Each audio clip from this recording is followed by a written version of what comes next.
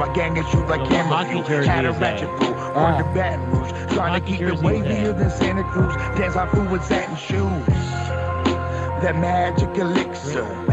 Started moving grams in them zippers. Cocaine on that glass, I'm a sniffer. I'm looking at the man in the mirror, asking him to change his ways. Burnt out like flames away, off that 1988. He been up that flavor flame. The wrist looking tight glacial. Black and white zips, they biracial. Why? Cause segregation is evil, puffing the same poison that penetrated his people. It's catching more bodies and leather. Okay, so cool. Who was that there? Lush One? That's what it says here? Talk about, is it cool that we can have Prince on the music show tonight? Okay, we could do that, yes. And also, Bodark... I told Prince the 70's list. Right there. And by the way, also, Bodark is wishing to join in later on as well there. Okay. Right there, that's good. So, it'll be a blast tonight, no doubt about that. Yeah. Yo, that Lush One, you reminded me of South Park Mexican. Repeat that? South Park Mexican? Yeah, South Park Mexican is a rapper from Texas. Oh, okay. And who is this guy that was just played? What's his name? Is Real? What? Lush One. Oh, wow.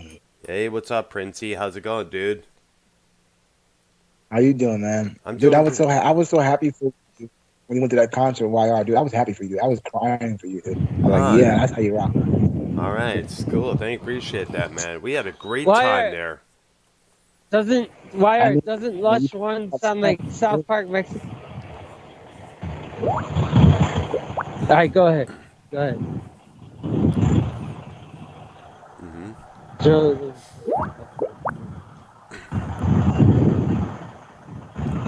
Why you gonna take me no? You gonna take me no? Yeah. Wire's setting up the news right now there. Lush One. Now, who is this Lush One rapper there? It's like he's a new guy, I guess. I don't know about him either. It's the first time I heard of him. Yeah, me too. First time I heard of him. Oh, but then again, there's so many rappers out there I haven't even heard of yet because I've stayed clear away from commercial radio. It's God knows how long. Let's all listen to the new George Lynch project. I'm going to play the song. It's a lyric video. Just came out. All right. All right. What was the music news that you sent there, Keith? Joe Lynn Turner blasts lip-syncing lead vocalist. You're cheating yourself and you're cheating the audience. Agreed. What's the other one I sent to? D. Snyder believes his comments about Robert Plant and Ronnie James Dio were misinterpreted. And the third one, George Lynch's The Banishment shares lyric video for Right featuring Tommy Victor. And Tommy Victor, the guy for the band Prong, if I'm correct, right? I don't know. Oh, look up the song. Look up the song "Snap Your Fingers, Snap Your Neck." That was one of their big hits. Oh, Lil Jon, snap your fingers, do the same. Now everybody gonna do the same. Let me see you do it. Hey, yeah. Let me see. SC, did you know that song was like a diss song to them Franchise Boys? Like Lil Jon? No, them Franchise Boys had fucking Lean With It, Rock With It. Where they were snapping their fingers. Yes. Yeah, so Lil Jon was like mocking them Franchise Boys in Snap Your Fingers. Snap your fingers. Do the same. Let me see you do it all by yourself. Let me see you do it. Here's a Tommy Victor thing. Mm-hmm. Tommy Fenton?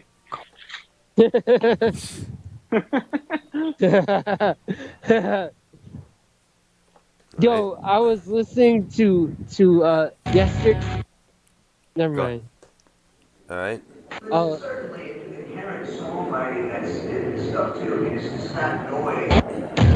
I was gonna say some drama. Save it for later. Music is playing. Okay. Can you hear right now, Brown? Yes, I can. I can see it's subject to change. Then turn it. Whatever you want to summarize. In any order you rearrange. It's just something to scrutinize. Won't you to believe what is told? Can't embrace what once was wrong. Too late for me to break this mold. I really don't care what you think you know. Carlos Cabral wants to join the call.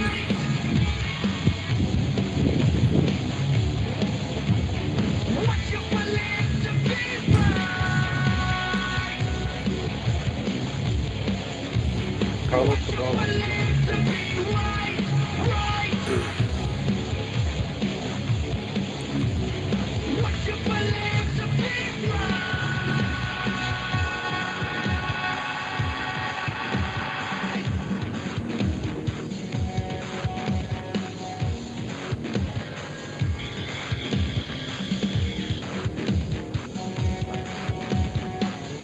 I have lost my will to debate.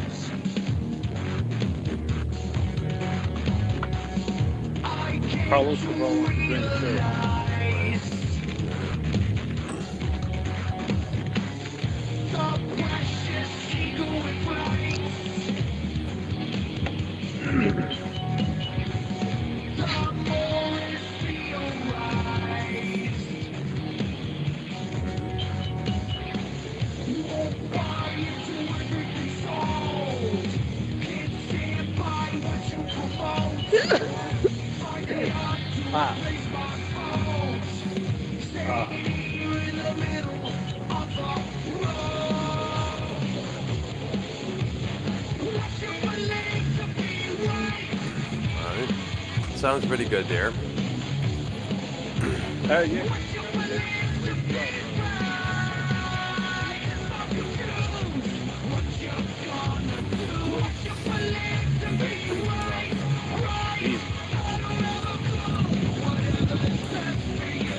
What you believe to be right. That's way too much. Oh yeah. Drake is way too much.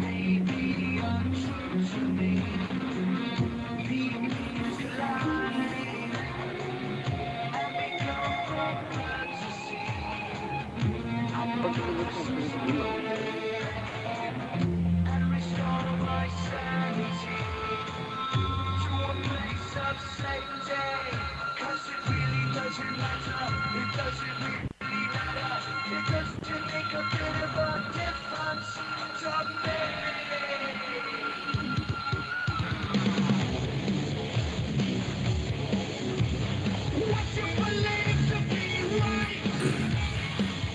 Oh yeah.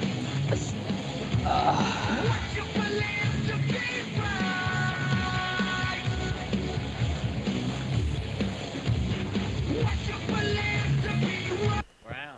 Yeah, nice. I like it. Sounds Jesus, good. finally. I like it. It's like newer rock, but it's, you know what I'm saying? Kind of Yeah, but that vein, was way too loud, dude. but that's the best way to listen to it. That's why you're deaf. Come on. Please. You want to go at it, Earl? Because you've been like throwing shots here- at me, low key. Another debate. Well, let's bring up that because SC, you were. I mean, I did call for have you not on the music show yesterday, but Yeah, Yeah, you why guys I are didn't mad mention rude. that. Yeah, you're fucking rude as hell, Earl. Well, what do you want me to do about it? Stop being rude?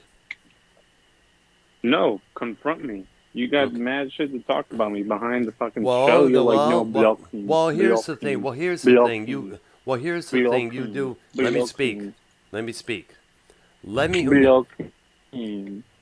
How can I debate you when you won't let me speak? All right, go. Okay. Because but here's the thing. if you're gonna not add to the music show, then you always try to instigate a couple of things there. I have not forgotten the time you got me so upset and riled up while I was driving my sister's car. I mean, come on. Yeah, that was years ago. You still hold a grudge? Well, was there a need to do that? Jesus Christ, dude. Well, you should learn from YR. He doesn't hold grudges. You fucking threaten him with an AR-15 and he still joins calls with you. So. Yeah, I take that back. But the thing is, here's the thing. The reason you were not allowed this, it was YR who suggested you not being on the show. It was just us four. Me, Ark, YR, and Keith. That's about it. And you were calling... And girl, throw yourself from a cliff. You'll do it? No. Okay, then. Okay, well, here's the thing. You were calling Keith... How many? Here's the thing. Here's the thing. What? Well, here you were calling Keith continuously while he was trying to do the music news here. What's it to you? I thought. I actually thought it was funny. It didn't really throw me off. You see, Earl? Yeah, but then Keith was saying any damn thing. Earl, if I ever It's like I never. I mean, I've gotten mad before, but I really almost never get mad. Earl, you better clip this because I know the stream's going to be taken down, so I'm going to take advantage of it. Earl. That's my name. You're listening to me? That's my name. To me? I hear you. You think you're big and mighty, right? You think you're big Never and mighty? said I was. If I ever see you in the fucking streets, you better fucking bet your ass I'll fucking pick you up, spin you in the air, hug you, and tickle you to death. You hear me? What kind of bullshit is that? You hear me? What kind of bullshit is that? I'll tickle you to death. Never mind.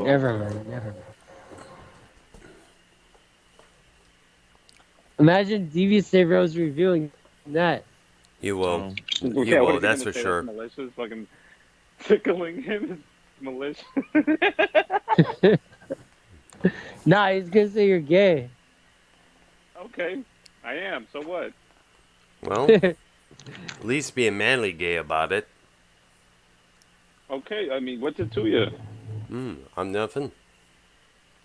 Okay, then, so...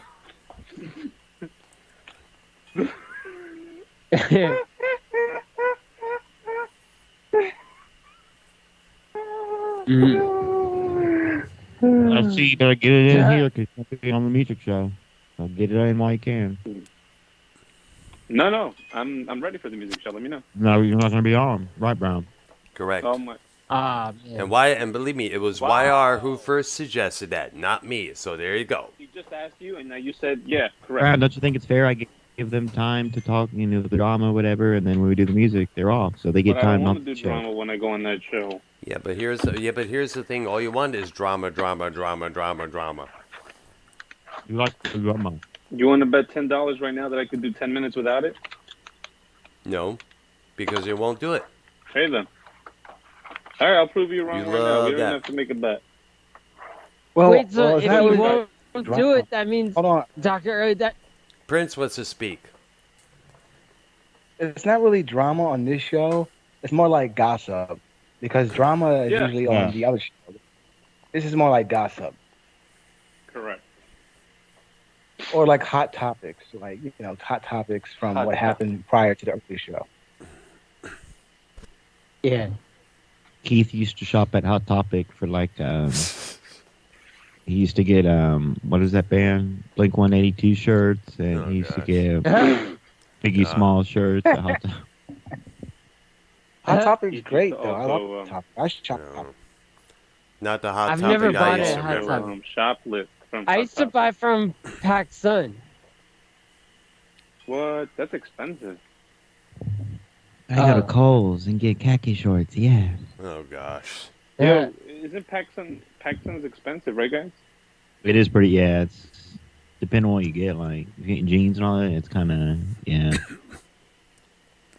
Like for no reason. I didn't even know that. Expensive.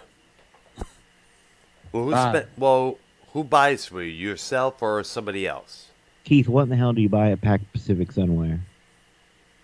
I don't know. I haven't shopped at Pac Sun since in like 15 years. I haven't bought anything from Pac Sun in like 15 years. I actually shoplift now. I don't do that anymore. No, the last time I shoplifted was 2007. You know what I do, Earl Brown? I like going to the pawn shops here in Dallas, like to get like vintage leather jackets, vintage boots. I like that vintage look. I love that vintage punk rock look. You know what? I want to find out if there are any pawn shops located in the area that I live in. I want to check some of those out. See if they have any guitars or guitar devices or pedals and all that stuff there. What? Yeah, they have the guitars up at pawn shops. Oh, I heard something. They do. Sorry. Yep. I want to find me a vintage hollow body guitar. I've been I have a thing for those. Like something like the Gretsch. What? What? What? Yeah, I know what you heard. Never mind. And who's driving the waste management truck behind you, Keith? No, it's an 18-wheeler. I'll put it on cam. And can you also mute that because it's busting our earlobes? Oh yeah. That's the where best you way outside? Listening to it, Earl, Shut that's up. the best way Oops. listening to it, right? No. That's the best way listening to it, right? Right? Little cocksucker. I'm a Earl. cocksucker. What? Hold on, Earl. That's my name. Don't wear it out. Earl, Wait, why they call me cocksucking lips cocksucker? up and I didn't do listen to nothing. me. Because that's how Earl, SE shut your is. cocksucking lips up. Shut your cocksucking. What did I do to you, man? Why you calling me cocksucker? I had to get him out. All he does is instigate. All he does is instigate. Plain and simple. They're putting a new. Come on, man. Yeah. Let SE Steve. No, man. Let him do his thing. Yeah, but you get tired of it. But I get tired of this thing. I get tired of it, man. Dr. Earl, do you look forward to Devious Rose getting SC's obituary? I'm gonna make you laugh like nobody has ever made you laugh, Earl. You hear me? Blah blah blah. He said blah blah blah. Nah, I'm fucking up. SC, do you look forward to Dave Rose getting your obituary? No comment. How about that? You like that? Earl, My voice? I have to know, You Earl. like that, Earl, Yes. Earl, do you hate me, Earl? No, I don't. Do you I don't dislike me? No, I don't hate you, nor do I dislike you. But let's put it this way: you did some I feel like you cringy hate shit in me, the too. past, there, and Jeez. that left a lot of people upset at you. I better I mean, like, taste your mouth. it's not just me. I'm like I can let shit go here and there, but at the same time, Still, you can't. shut up, Steve. My bad. I was.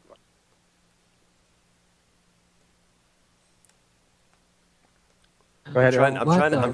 I'm trying to have a conversation, and you I'm keep gonna mute interrupting. myself. I'm gonna Please mute do. myself. Well, here's the thing, Prince. You came up with some bullshit that we were not cool with. And you know what those things were. And now people are speculating that you apparently faked your own death. And they're saying that you have yet to provide proof that you have a child with this baby mama. That's what they're saying. And you also got to remember that we got also remember I do. That's the only thing that I came out with the truth about. But everything else, is a lie. But the whole baby mama thing, I can't stand that. I hate talking about it because I lost that doing the stupid shit I was doing. Well, You think of that idea yourself, or like Lauren Tuthill say like, "Oh, fake your death," and like Carlos Cabral come up to you and be like, "Fake your death, man," or like, was it your idea?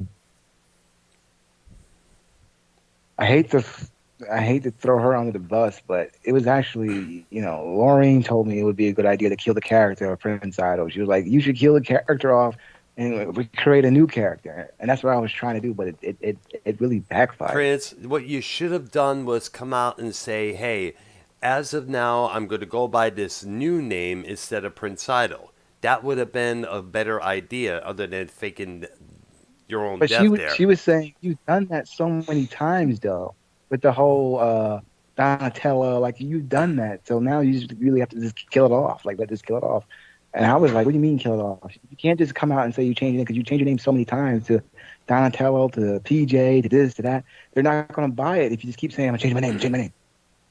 So I was like, what do you want me to do? She's like, just kill off the character itself. I'm like, and in my back of my mind, I'm like, that's not going to work. And I want to say it went over easy, but it didn't go over easy. I all it did is bring back so much value. It was so cringe. Then I would have said no, her and not done it. Do you know that Lauren Tuthill is a hermaphrodite?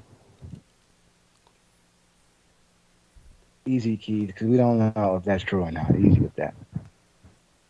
I know it's true. How do you know that for sure? Well, Brown, because I saw Lauren. How did you like? We don't know. Did she tell you this? Did she show you this? She showed. Okay, so Lauren Tuthill showed me her penis on cam. Oh my gosh. I don't think that was it was her, kind of funny, bro. Everyone knows this.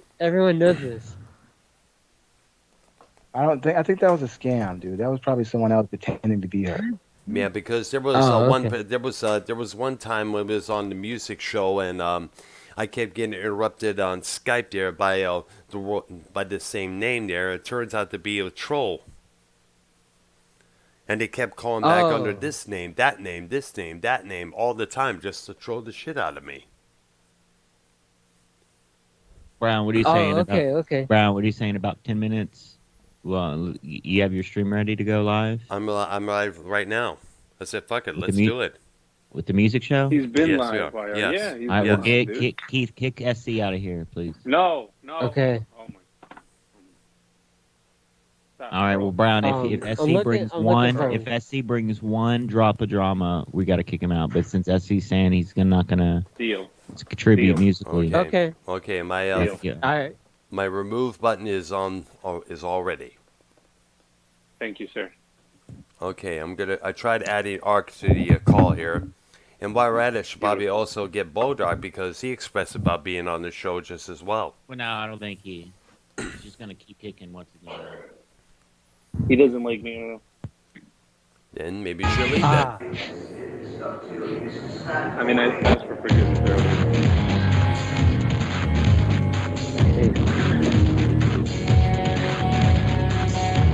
Ooh, I like this. What is this? Bro, what? I don't know. I like this. I can see it's subject to change. Oh, I'm gonna Google the lyrics. Whatever you want, the sun will rise. I like this. In any order, you erase. Yeah, I like that. It's just something to scrutinize. I like that.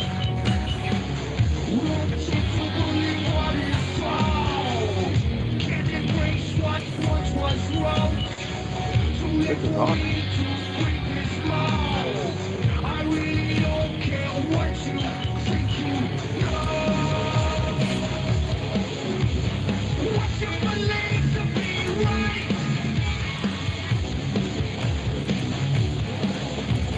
What you believe to be right.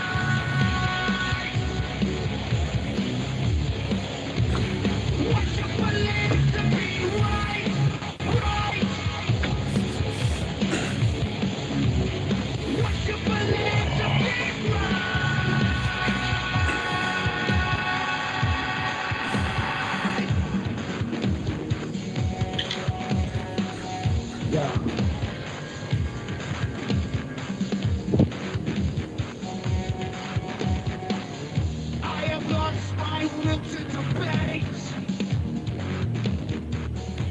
Sounds going out a bit there. I came to realize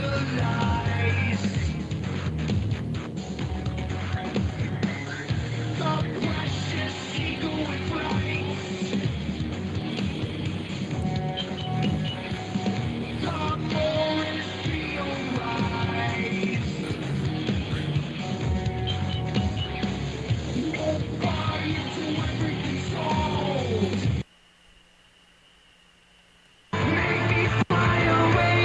He's unavailable. What the hell? We're the Music Maniacs, and we are waiting our Melody Struggle Bean. He's arriving in the limousine, a little bit late. Yeah, but we're a little bit early. So. All right.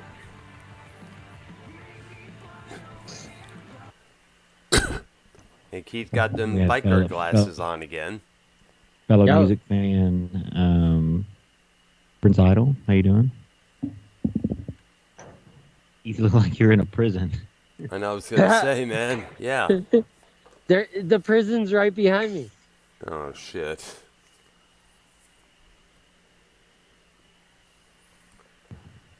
Is that really what that is? Yeah. Hmm. Let me flip the camera so you can see better. Wires, see if we can add Ark to the show here, because I did. I added Like him we're to look- this. Keep saying unavailable. What the hell? Why is it too blurry? Why is my camera blurry? Maybe it cleaned the lens. You gotta Okay. adjust it to the blur, Oh, alright. the blur setting.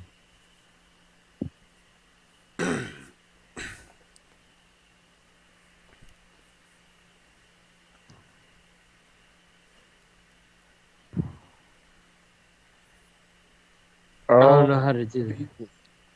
what do you believe in, Earl? What do What? you believe? What do you What- believe in, Earl? What do you mean? In today's society and life, what do you believe in? In today's exciting life? Yeah, what do you believe in? What, God? Devil? Allah? Or Yeah. Wicca? Yeah, I believe in God. that's good. That's good. Dr. Brown will never wear, like, he doesn't wear devil shirts or, like, nothing with the Oh. devil on it, right? Right, correct. There we go. Right, now it's... Oh yeah. Now What do you we see got? the 18-wheeler truck. I You see see the it? long... Yeah, I see it, the long crate up It's there Tony, as well. it's Tony's Yep. truck, Tony from Revere's truck right there. Oh, come on, dude. Yeah, they're making a new roof on this building. You see this building? I see there, yeah. Yeah, they're putting in a new roof. There's the big ass crane. Oh, it's stupid. You said Tony Rivera's truck. This is the prison. It looks like it's like Tony from Revere's truck's pulling up to the prison community. Can you go to the Oh, truck real shit. quick? Oh, Let's shit. get a bigger view of the truck.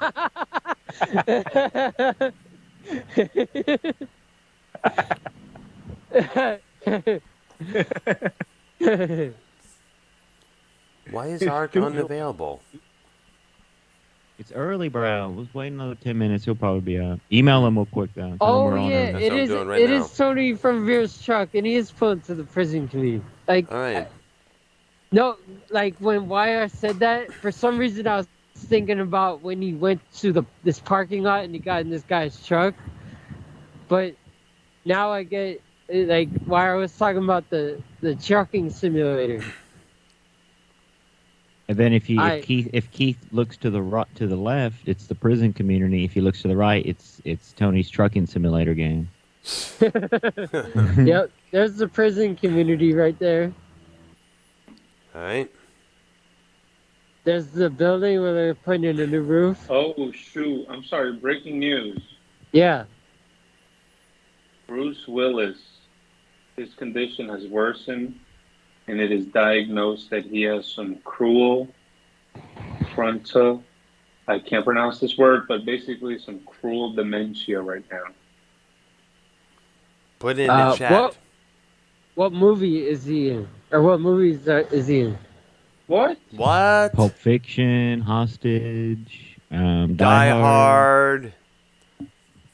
I never seen any of Blind those Date. movies. Oh, everybody knows Bruce Willis and his movies, man. Oh no, see, I'm not a movie buff. I'm not at all. I'm not at all a movie buff. Um, I don't follow Hollywood. I don't keep up with new movies. I see the few Me and movies I Keith want. are in the Illuminati, so we're part of Hollywood, kind of. Not true. And you, Hollywood. You, Hollywood.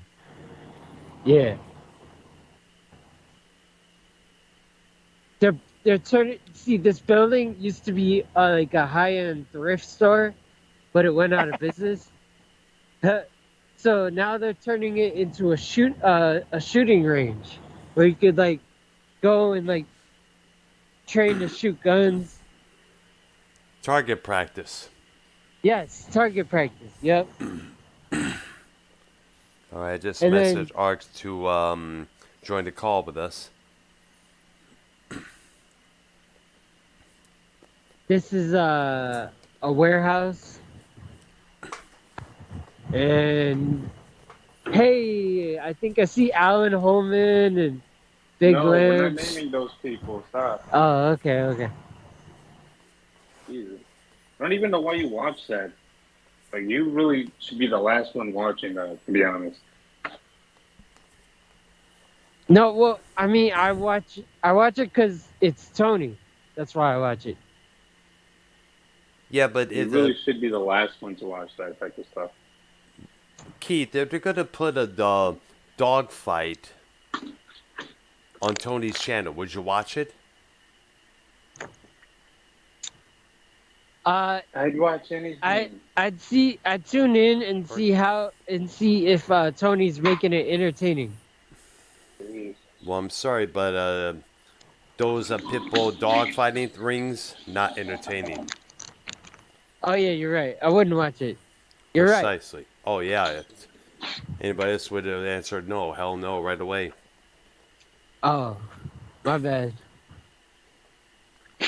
Brown has a problem with you, Keith. Like, if you Brown babysitted you and watched over you, you wouldn't be acting the way you do. You know what I'm saying? Listen to all this rap, No, singing the N-word. I get And by so the way, mad at Dr. Brown. I'd knock his lights out. I get so mad at Oh, Dr. really? Brown. Coming from a guy who has yet to even get in a fight? Earl, Yeah, I mean, yeah.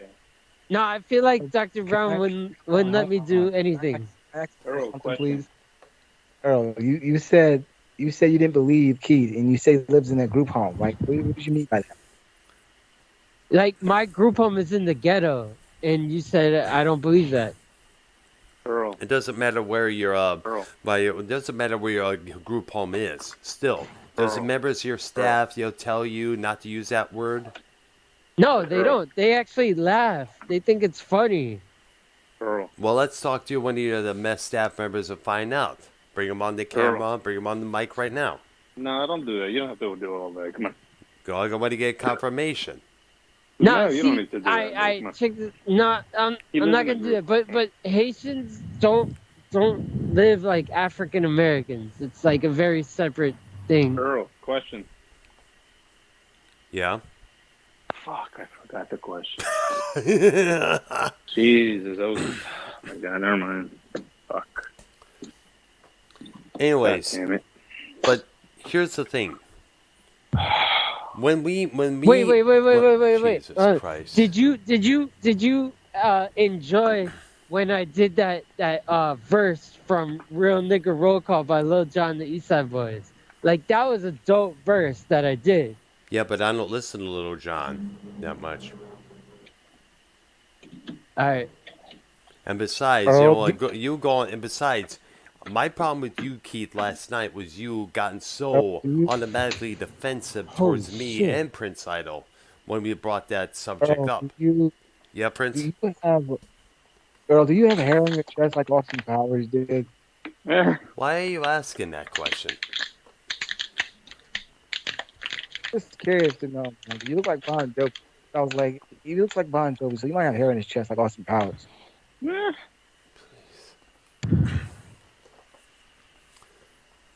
Okay, back to answer the question, Keith. Why did you Yeah. get so Maybe that's my ultra? question, though, man. Come on. He got mad. He Um, got mad.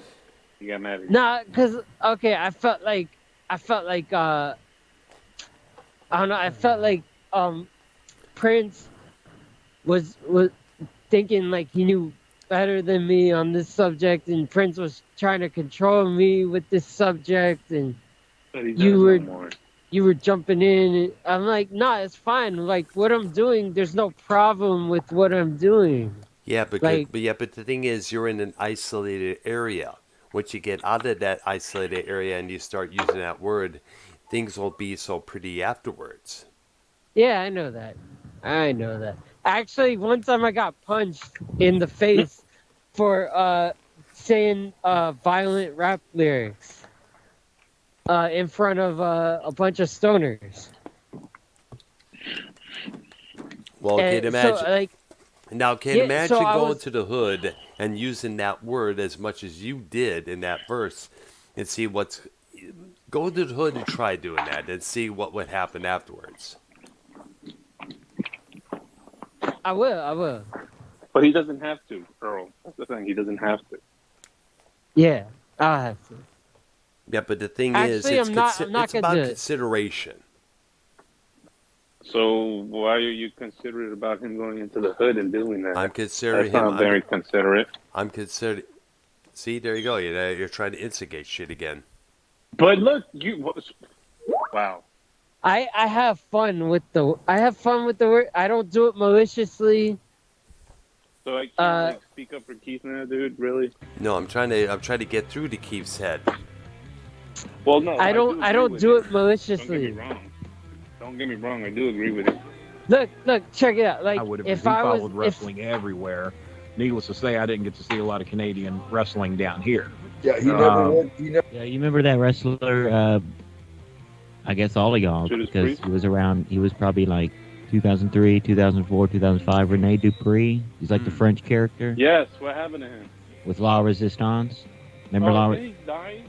This is him right here. He's on an interview with live with Kenny Bolin right now. Oh. Never worked the Tennessee territory. And Keith's a huge Kenny Bolin fan. I used to. Dude, Rene Dupree was mad cool. He's the guy. Yeah. Seemingly everybody made it to the Tennessee I can't territory. If I stand would have Kenny showed you a Bolin. picture of him when he was younger, he looked like Elvis. He would have got. SC, you should donate to Kenny Bolin and be like, say something. Like, No. I can't stand Kenny Bolin, man. Over like Dude, a He I'm would have not got a over fan big of there because he probably looked more like Elvis than Bill Dundee did. yeah, Rene Dupree you know, was mad cool. Because He was remember big Bill in wearing the Louisiana. jumpsuit and sideburns. he was big in Louisiana because he spoke French. Mm-hmm. Yeah, you get over there. Yeah, but the Why do you promoter, sound like that? it was before Bill Watts. I asked, you guys know Ron Fuller or Robert Fuller? Oh, absolutely. Yeah, Yes. both of them. Yeah, I did a show with him in West Virginia, and I asked him, who was the promoter before Bill Watts? really? You Really? knew this, Chris and he- Watts? The promoter before Bill Watts. Kenny He was Bolin. from Kenny Tennessee. Bolin. Kenny, yeah, can I ask you a question? SC, do you have a question for Kenny? Bolin? Yeah, Nick Kenny. Goulas? No, Kenny 'Cause that's who Bolin. hired me. God, from Tennessee. Yo, Bob, Kenny, any real quick. ideas? But yeah, quick question for you, Kenny. Do you like being called a fat mouth? No. see, this is where we need Jimmy. This is where we What need Leroy Jimmy. McGurk, right? Jimmy? Yes, Get the yes, producer- Leroy get the McGurk. producer Jimmy. I've heard the name McGurk, but I was not Uh, familiar with him. I never knew Mike, him or Mike worked for him. McGurk was the lady who was the Rick WWE McGurk? announcer for a long time. I think it's Leroy Dirt McGurk, McGurk. right? Okay. Oh, man. Did he hang up? Yeah, Kenny Bolin. Do you want me to have eyes behind my head?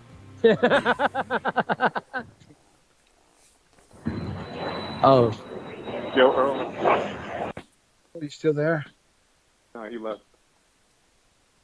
All I wanted to know if he had hair in his chest. No, I'm he so- left the call, dude. He No, got I'm still upset. here. I'm here. Oh, Earl, I just wanted to know if he had hair in his chest. Why are you asking that question? I'm just curious.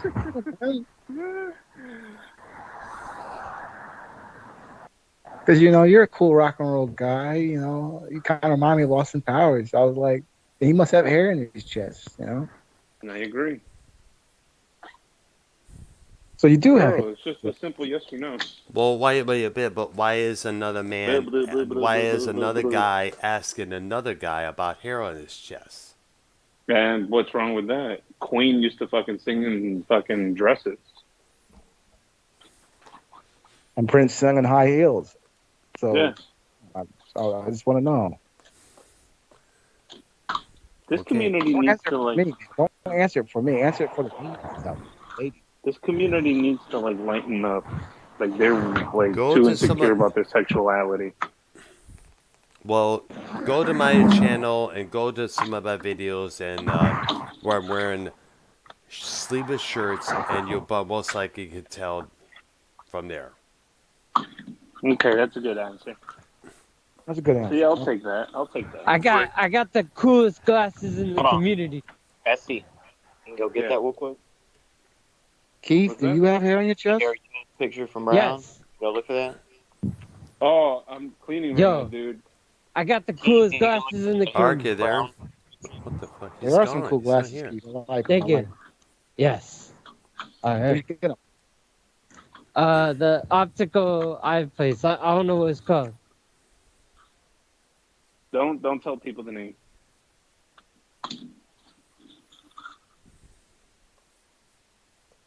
Dude, your glasses look like Bret Hart's glasses in your profile pic, Keith. Dr. Bret Brown. Hart's glasses on. Dr. Brown, can we talk about your Harry Brown? Oh, what? My what? Harry Brown. Harry what? Brown. Harry Brown.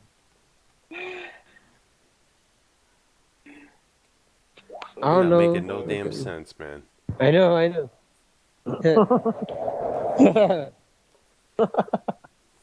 Oh shit. I just walked over this huge pile of mulch and dirt. Munch? Oh gosh. Mulch. Oh. Fertilizer. Yeah.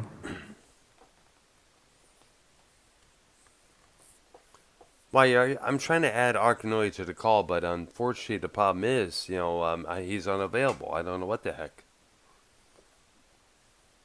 Wasn't he just here? I was trying to call him, but yeah, he just left for some reason. I don't know. Oh, goodness. Bro, stop adding Carlos in this group. I didn't add Carlos to the group. Definitely did not add that man to the group. In fact, I'm surprised he's even in this group. I did not add him. Neither did I. And he has information. He's harassing. What about it. the heck? Huh? This is a trip. Before you let me in the show, I gotta reveal myself who I really am. What? Are you serious? Oh my gosh. What is he, secret agent man? I'm trying to add Ark to the show. Why is he not responding? I already messaged him earlier on.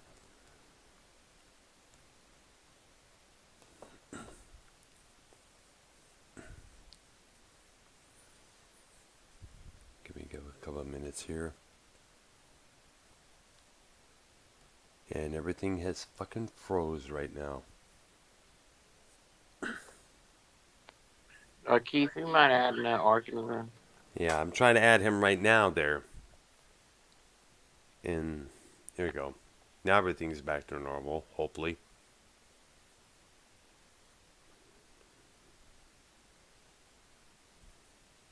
Alright. Oh. Damn, I just found my old Android phone, and I'm trying to go through the photos, but I locked everything, and I can't remember the password. Is that your old troll account? No, dude, I just found my phone. Like, this is a throwback phone. This is a Metro PCS phone I used to have back in the day.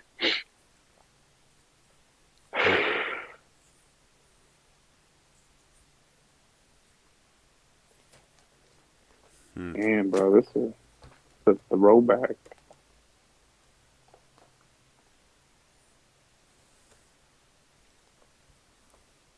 what's going on? Let me try it. Add him in again. Excuse me. Thank you. Well, YR, remember that hot chick I told you about? Oh my God, YR, you and up with us. What happened? I told YR about this hot chick I was talking to. Man, And I think I mentioned that no, before.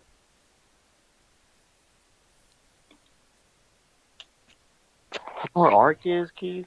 I'm trying to call him now. See what the heck's going on. I DM'd him on Skype to find out if he is available. Oh, I didn't know I was muted. I don't know where he is. I'm trying to call him right now. It still says calling Arc Noise Stroker Bean, and nothing yet there. Did I mute myself or did someone else mute me? I don't know. Maybe you muted yourself by accident. Okay. Still says unavailable. What the hell? Did he have the doctors? I don't know. If it went to the doctors, he would have DM'd me hours ahead of time. Unless some emergency came up. I believe yes, if you have his personal phone, though, no? Yeah. But I don't have the number to his personal phone. I only contact him through Skype and Gmail.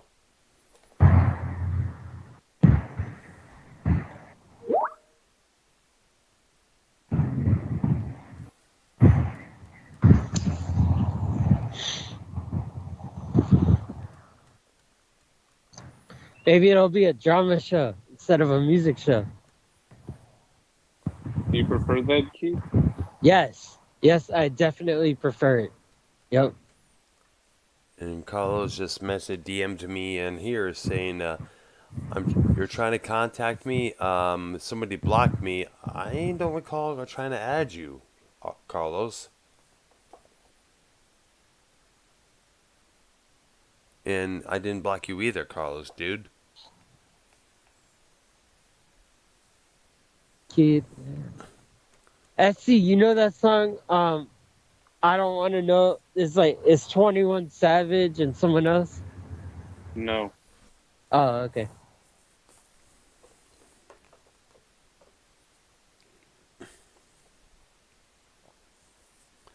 Shit, why is not Ethan, go ahead and add Carlos K. Carlos Cabral? No, Art. we're trying to get Carlos. Yeah. I mean, now I'm getting all confused. And we're trying to get Ark on the call here, but it keeps saying he's unavailable.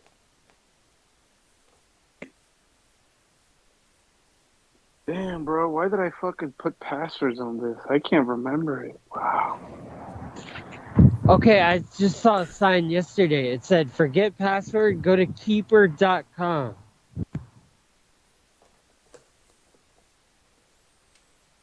SC, go to keeper.com. That sounds like I'm gonna get hacked. Oh. I'll go to it. I'll see what it is.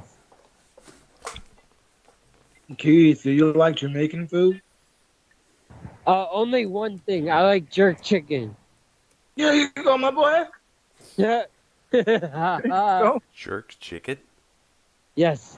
It's like spicy barbecue sauce. Yeah. It's made with like spicy barbecue sauce.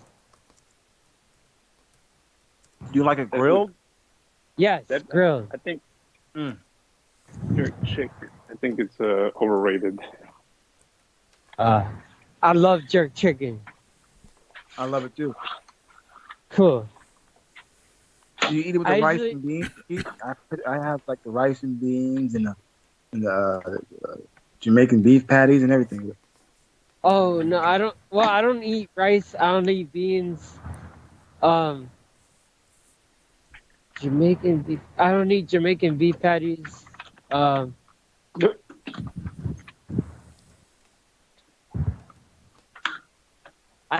like. My favorite side dish is a salad, a Caesar salad. I love Caesar salad. You're a very healthy guy, huh? Yes.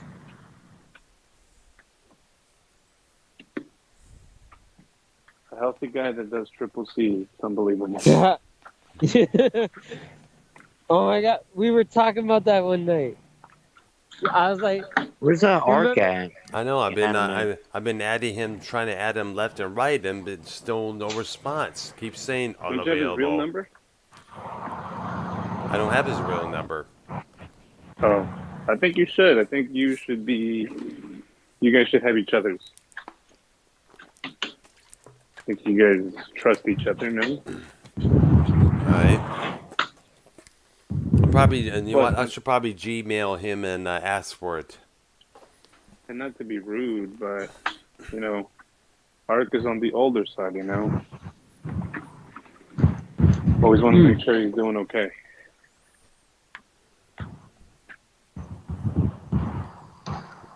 that's like,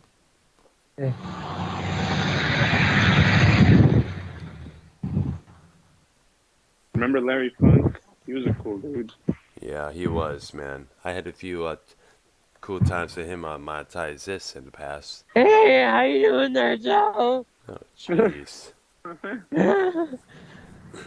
You motherfucker! He was a cool dude. You did him pretty well there. Go jump in the pool with a brick tied me to your leg and drown, motherfucker! Keith, what happened? I was doing Is what's Larry his Funk? name's impression? He was Larry Funk doing impression. Yeah, he was doing impersonation of Larry Funk. Sound like he Yeah. was upset. Sound like he was upset with somebody for a minute. Oh no. Oh yeah, when he gets drunk, he gets upset with people.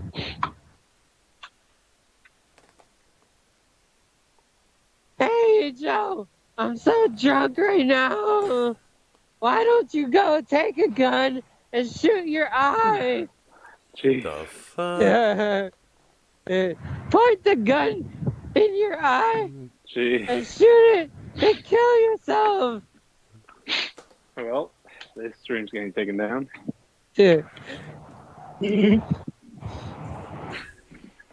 Hey, this is the part where you guys record it because it might be taking it down. This is the part where you just push the record button and record the stream. Go ahead and do it now. Well, I'm still live right now, so no need to worry about that. Jeez. Dr. Brown, you want to get the story of when I tried to commit suicide? When did this happen? Let's see. And like- what's running into the background there?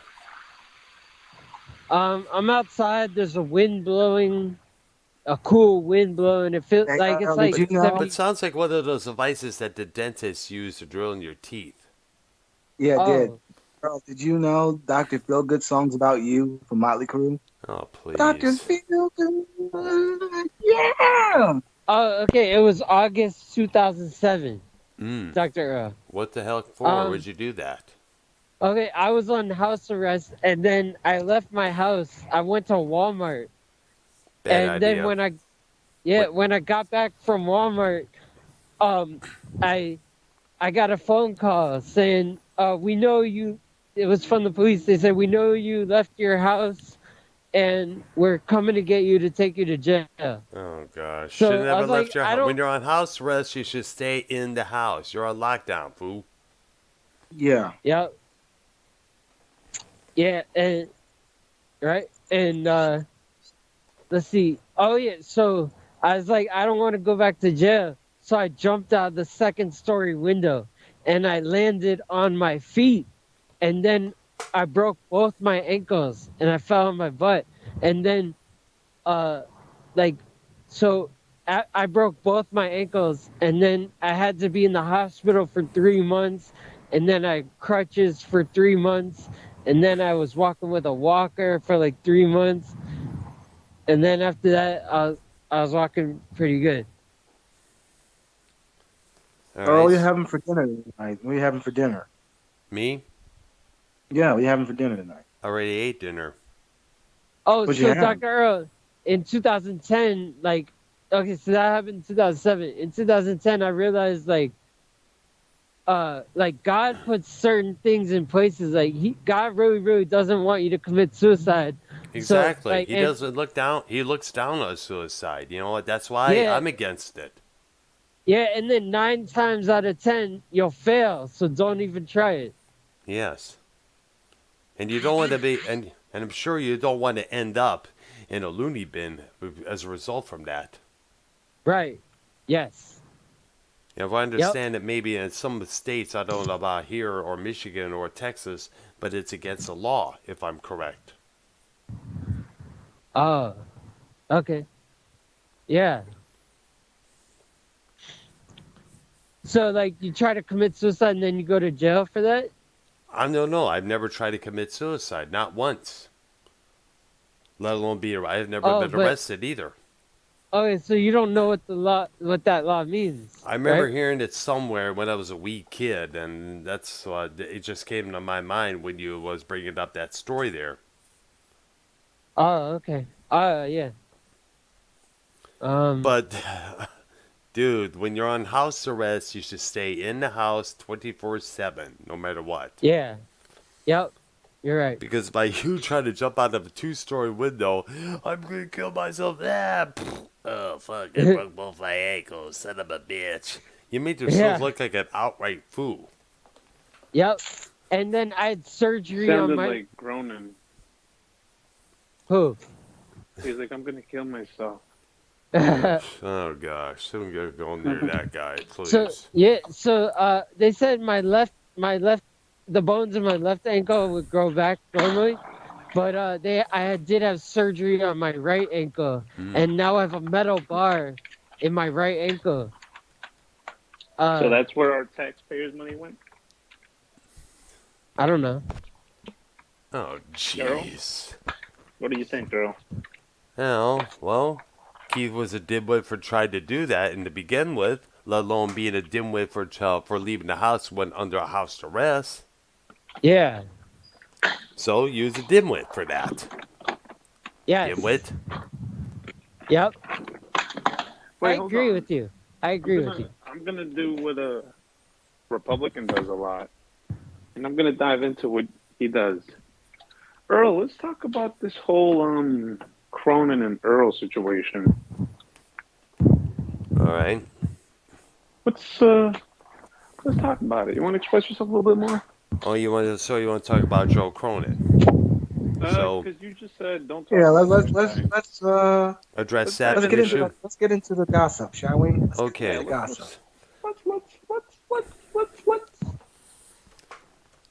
Well, okay. Well, the situation is this. As you know, I'm anti-suicide to the very core. I believe in living life for the full absolute max. Yes. You know, I believe in, if you're having hard times, you can always find that light in the tunnel, no matter how dark the tunnel may be. And all the time, and when I first started listening to Cronin back in 2017, he would always talk about, I want to kill myself, I want to do it myself, I'd rather be in a line of fire to watch Monday Night Raw, that kind of bullshit there. I've always had an issue with that, but I always kept that quiet. But here's the thing.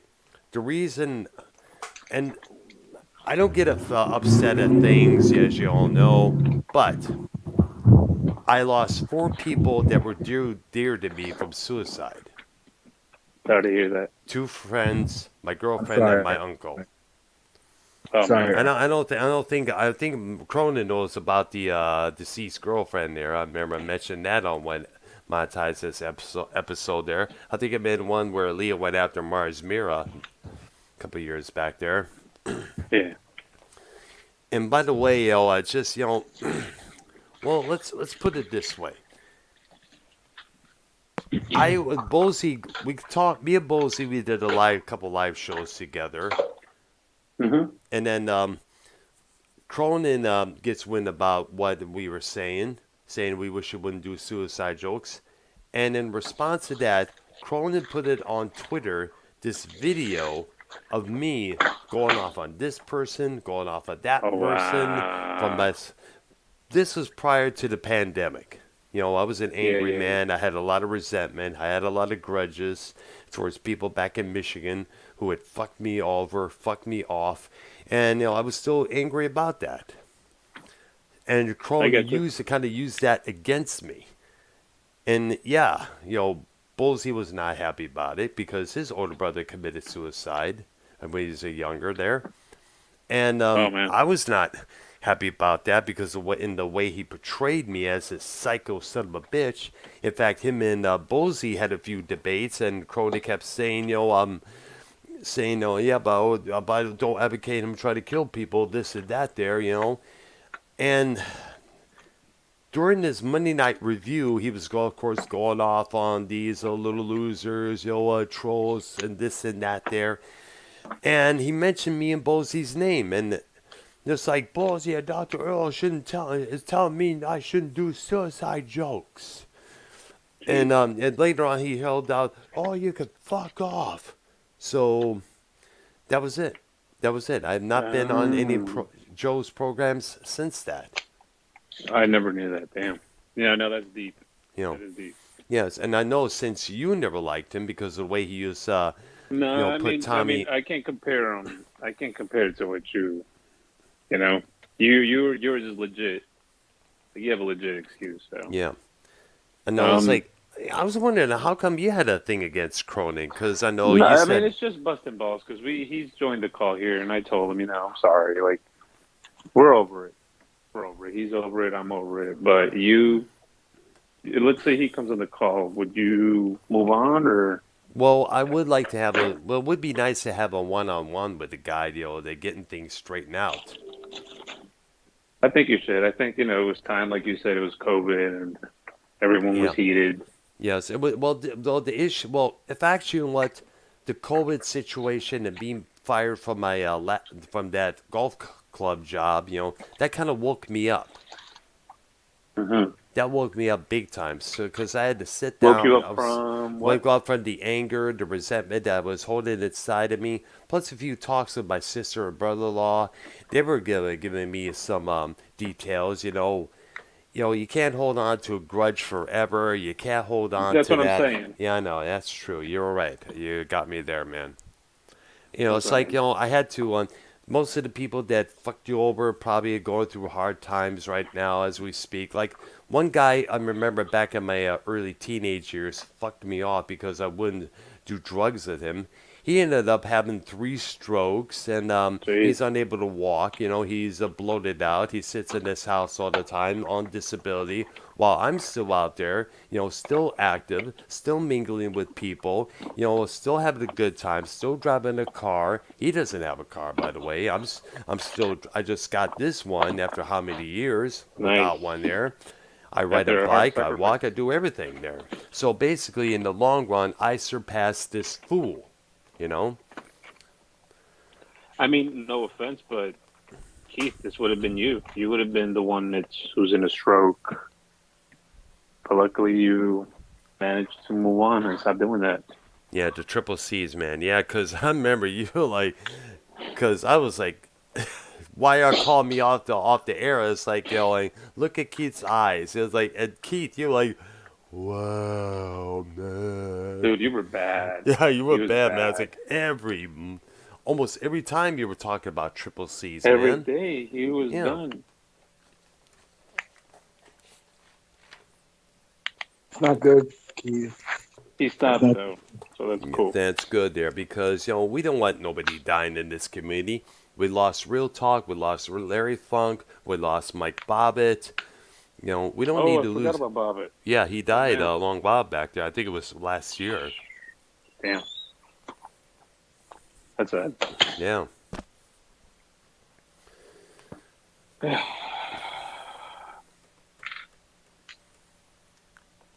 Right. Still no Ark? The shit, dude. I'm still trying to call I hope Ark. he's doing all right. Yeah, I know. It's like, what the heck? What's going on here? Why is he... Well, at this point, we need someone to add Joe Cronin in this call. Because... Oh, there you go. There goes SC. SC's right. SC needs to moderate. Since SC's cool with Joe. And we need to have Brown and Joe mend their differences, mend their issues together. And we need to have Vikings come to an agreement. Me and Vikings need to come to agreement. But I ain't taking the knee for him, though. Well, yeah, well, good luck on Vikings on that way. Know how stubborn he be. I mean, like, look at the situation. He's angry at me because I'm doing shows with YR, obviously. Because he said a few times that why I sold my soul to YR, you let YR influence you, which is not true, obviously, there. And You want to bring in Vikings to the call right now, YR. Okay.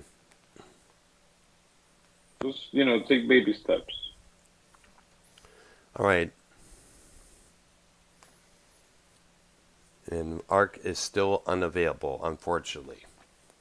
Hopefully he's all right. That's the main thing. Okay, well. All right, he'll probably respond tomorrow while I'm on the clock there, most likely there. Not to be specific or anything, but don't tell me what state. We'll be joining the show soon. Who? Vikings or Joe? Arknolia. All right, hopefully so, man. What region of the country does he live in? Ark? Yeah. No, don't tell me the state, just the region. It's the same area that I moved out. Same state that I moved out of. Oh my God, he's good. Yeah. There he is, finally. Ark, man, we've been trying to get a hold of you, man. My computer's been working kind of weird for some reason. Oh, thank goodness, man. I was wondering. Yes. I tried. I DM'd you out there on Skype there, seeing if you were. Hey, we're live, man. Well, basically, I don't ever look at the. Well, I do, but I didn't think about that. All right. What's up, Ark? Welcome back, brother. Yes. Hey, what's going on, man? We were kind of worried, TBH. Well, yeah, I can understand. Hey, I'm at the age where, who knows, Something can happen out of the blue. Contacting you, if you don't respond back, it's a little more difficult, and it could be a little bit more stressing. True. All right, Dylan. There you go. Now, hit the theme song. Hit the theme song. You guys have a theme song? Ladies and gentlemen, we are now officially live. Yes. Ark, if I drop out of the call, it's because my phone battery died. Wait, somebody kicked me out the call? No. No way. No. Steve, can you charge your phone? You have a charger with you? Well, I'm leaving in 6 minutes. You'll be home soon? No, I'm leaving in 12 minutes. 12 minutes. You'll be home soon, Poopy? Yeah, it's a 12-minute drive to my house. Why you call him Poopy? Poopy? Oh my God.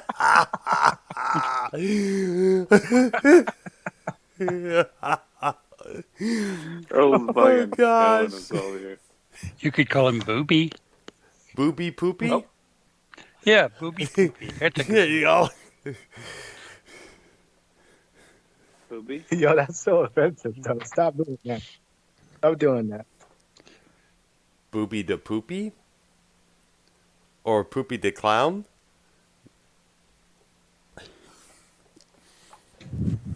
Don't do that to him, YR. That's kind of cringe, man. Don't do that. Okay. Okay, so are we ready to continue with part 2? Sure. Okay, there. All right, what the heck happened here?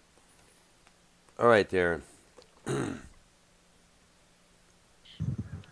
right, so... okay, go ahead. The Doobie Brothers. Okay, there. Now, they're doing part 3 of our 1970s groups, artists, and songs list here. And Ark just started with the Doobie Brothers. And they're still together, thank goodness. I love the Doobie Brothers. Yeah. What songs do you know from them? I know Listen to the Music and Long Train Running. That's it. What about What a Fool to Believe? What about Minute by Minute or What a Fool Believes? The Michael McDonald era. Mm-hmm. There are 2 eras, the Tom Johnston and the Michael McDonald eras there. I like some of the Michael McDonald stuff, but I like the Tom Johnson stuff better, especially the Captain of Me. Good album. Mm-hmm. Yeah.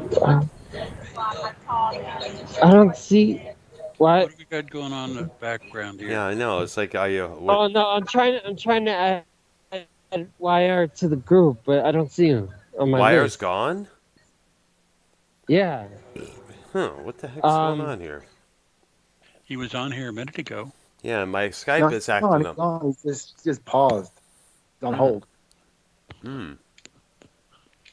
Wait, I don't even see him on my list. Huh.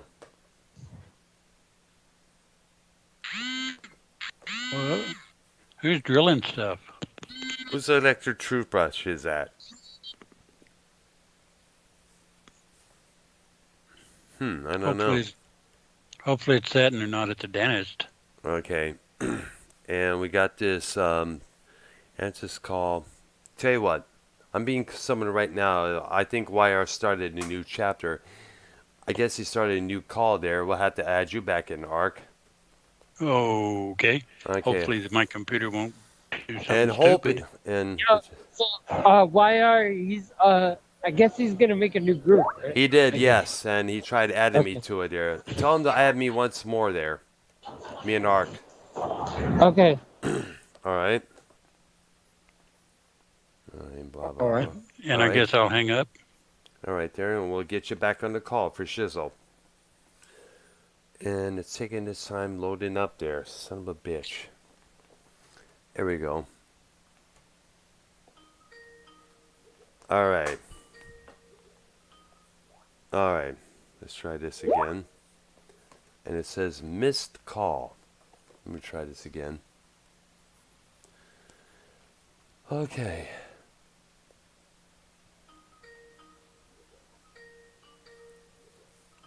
Why is Skype? There you go. There we ready. I think Bodar kicked us out of the other one, so I had to make a new one. All right, we're good. Bodar, what? He wasn't even. I didn't know he was even in the call, whichever there.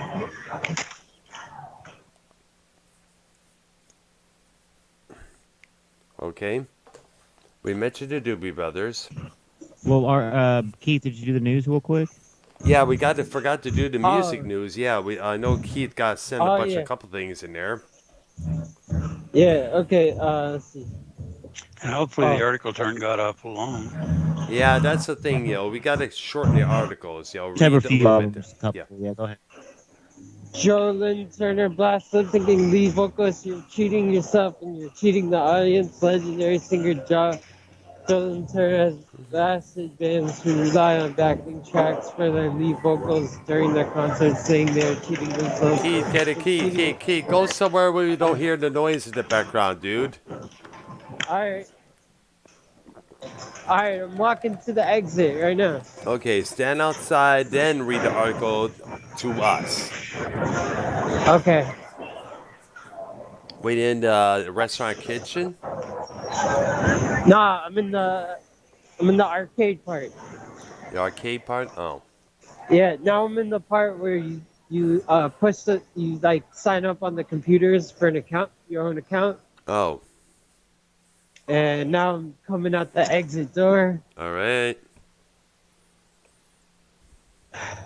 Let's now see. we can hear you loud and clear. So go ahead. All right. Legendary singer John Lynn Turner has blasted bands to rely on backing tracks for their lead vocals during their concerts, saying they are cheating themselves and cheating the audience.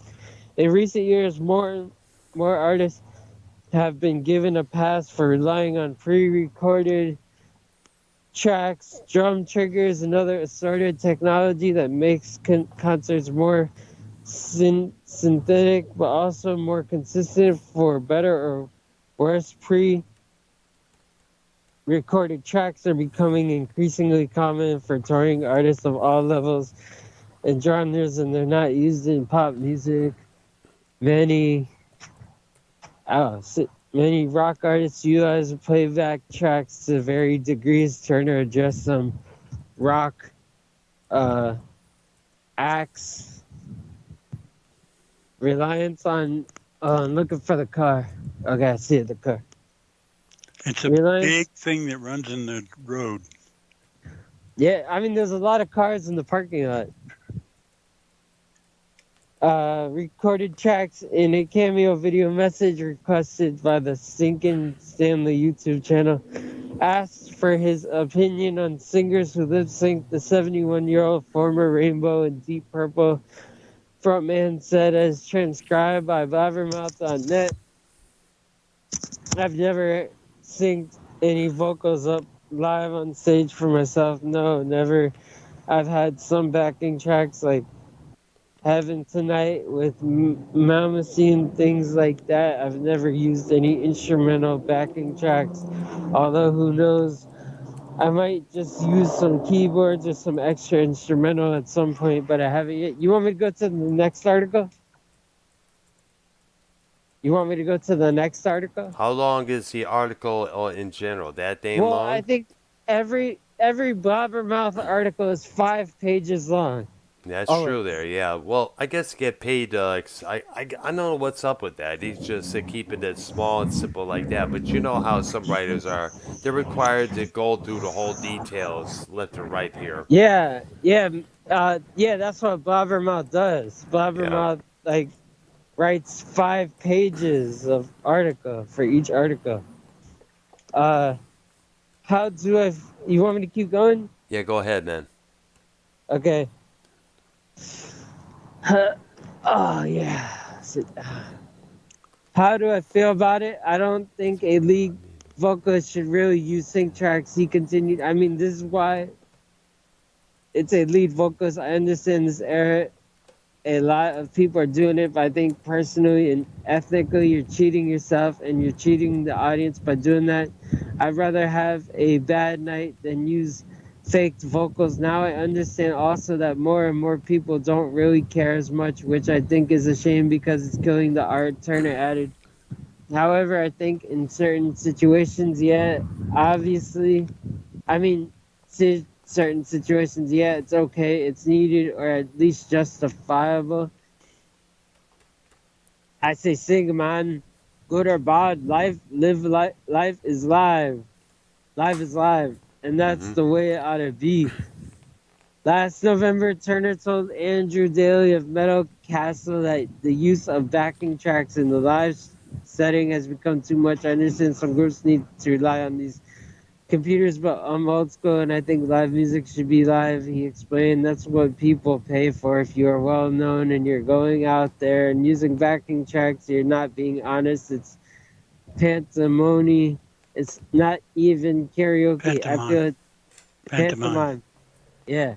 It's not even karaoke. I feel it's cheating people and it's cheating yourself because if you can't cut it live, well, that's what separates the men from the boys. That's what separates who's great and who's average. Anyone can cover it up in the studio, but it all comes out live. And if you can't hack it, then get off the stage. I understand there's a technology that certain bands use today, but if you're Kiss, for example, maybe you ought to quit while you're ahead, guys. Don't you think you've got enough money to where you don't need to take all the static for doing what you're doing? All it's doing is destroying your legacy, and you'd probably be better off if you just stopped. I'm not trying to point them out individually, but they've been known to use it. And look, I understand.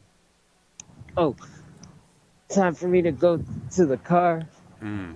But we know one who has been doing that, Paul Stanley of Kiss. Yeah. I mean, that guy was called out massively for using backing tracks. And it was stated, Doc McGee, their current manager, he said in an interview that they still use backing tracks on this current lifelong tour. Oh, okay. Yeah, let's see. Where was I? Okay, it was on the article there. In a 2014 interview, Motley Crue guitarist Mick Mars admitted that he wasn't comfortable with the fact that his band used pre-recorded backing vocals in its live shows, claiming that he preferred to watch groups whose performances are delivered entirely live. I don't like it. He said, I think a band like ours, I have to say 60s bands were my favorite 60s and 70s bands because they were real, like 3-piece bands or 4-piece bands, and they just got up there and kicked it up. Made a mistake, so what? Sounded a little bit empty here or there, so what? It's the bigness and the rawness that, and the people that developed and wrote the songs and made them and presented them to me. That's what I really like. I mean, I could put on a Motley Crue CD and play with it all day long. I don't want to do that. Kiss lead singer Paul Stanley, who has been struggling to hit the high notes in many of the band's classic songs for a number of years, has been accused of singing to a backing tape on Kiss's ongoing End of the Road tour. You want me to keep reading, or you want me to go to the next article? Well, tell you what. Let me go to Paul Stanley there. I don't know if anybody ever watched this video. It's from a New Year's Eve 2020. Kiss was performing in India, and they were doing "I Was Made for Loving You." Now, in the first verse, you could tell it was a backing track. But in the second verse, it was Paul's actual vocals. So they were going back and forth on some of the songs between what's real, what's fake there. Now, I pointed out in a vlog that I did a couple years back when that controversy came up. Instead of maybe the members of Kiss should possibly change the key of, let's say, Love God. We all know Love God songs like that. I've broken it already. I haven't even been anywhere yet. Now, it's hard for me to play with that noise in the background, Keith. There. What is that? Yeah, I was going to ask. What the hell, man? It's Sunny Suffolk. Okay, mute yourself for a second there while I demonstrate here. Thank you. Now, we all, instead of doing it like this,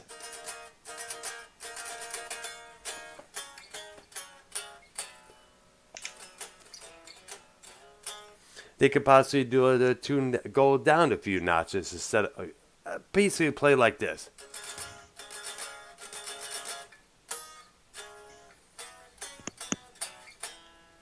Something like that, that could be easier on Paul's vocals there if you like either detune or do the song at a different scale, or simply come up with a vocal scale that will go so high but will still sound cool, But, Kiss are one of those guys that tries to be top-notch at all times, even though they're unable to be top-notch. Obviously, there. All right. So, what is the next article, Keith? It's let me see. Okay, let's see. Dee Snider believes his comments about Robert Plant and Ronnie James Dio were mastermind. How much? Misunderstood. 5%. Misunderstood. 5% on my phone. Okay. Always take when you're out somewhere and when you're on the call with us, Keith, take a phone charger with you and a USB. I know. I charge my phone at like 5 o'clock, or 4 o'clock. Always take a spare with you, charger, and I cable do have a with charger in my bag. Well, get it. I use it at 4 o'clock. Yeah, but always use it with you. Have you plug it in right now? Oh no, it plugs into the wall. Well, I'm sure they. I was at the bar. Why are you in an automobile right now? Yes. Okay. Ask the driver, see if they have a USB. I can't do that because it's inside the middle thing, and I don't want the thing to close on my cord. It's inside the middle. It's not going to close onto your cord. The only time it'll close onto your cord is if you slam it down, kid. Yeah, well, he wants it down, so he's gonna have like his arm rested on it.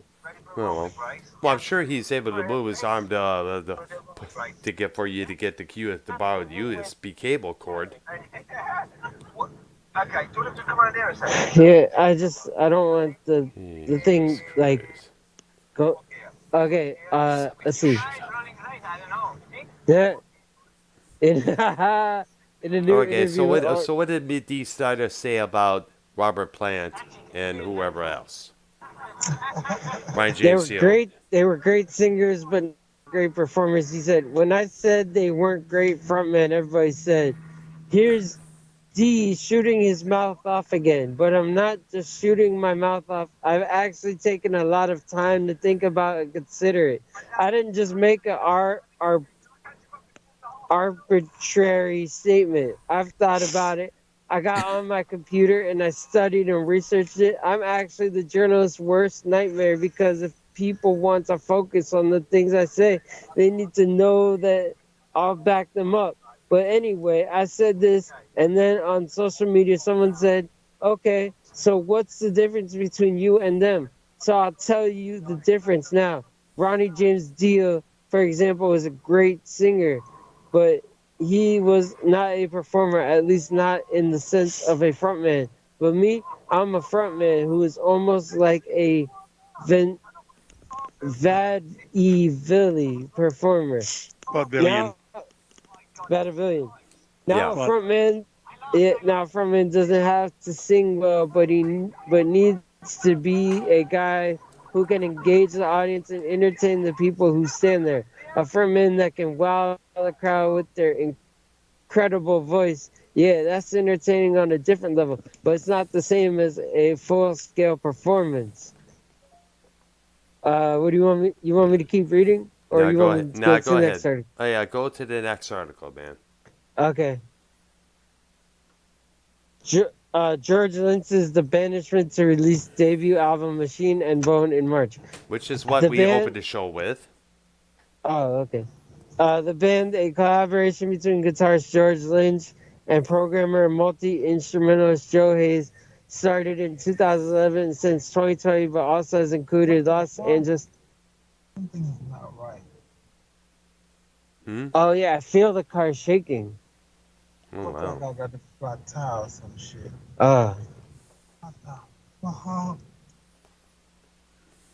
Dang, I lost the article. Oh, here it is. Yeah. Right. Started in 2011 and since 2020 has also included Los Angeles-based artist vocalist Devix Cesar.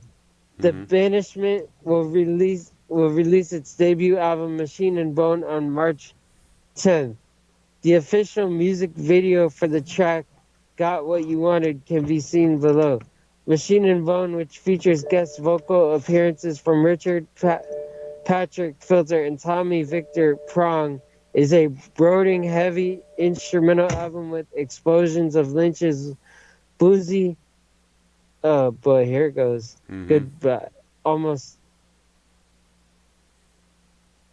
Right. Apparently, we lost him. Oh geez, again. I'm guessing the battery wore out. Most likely, yeah.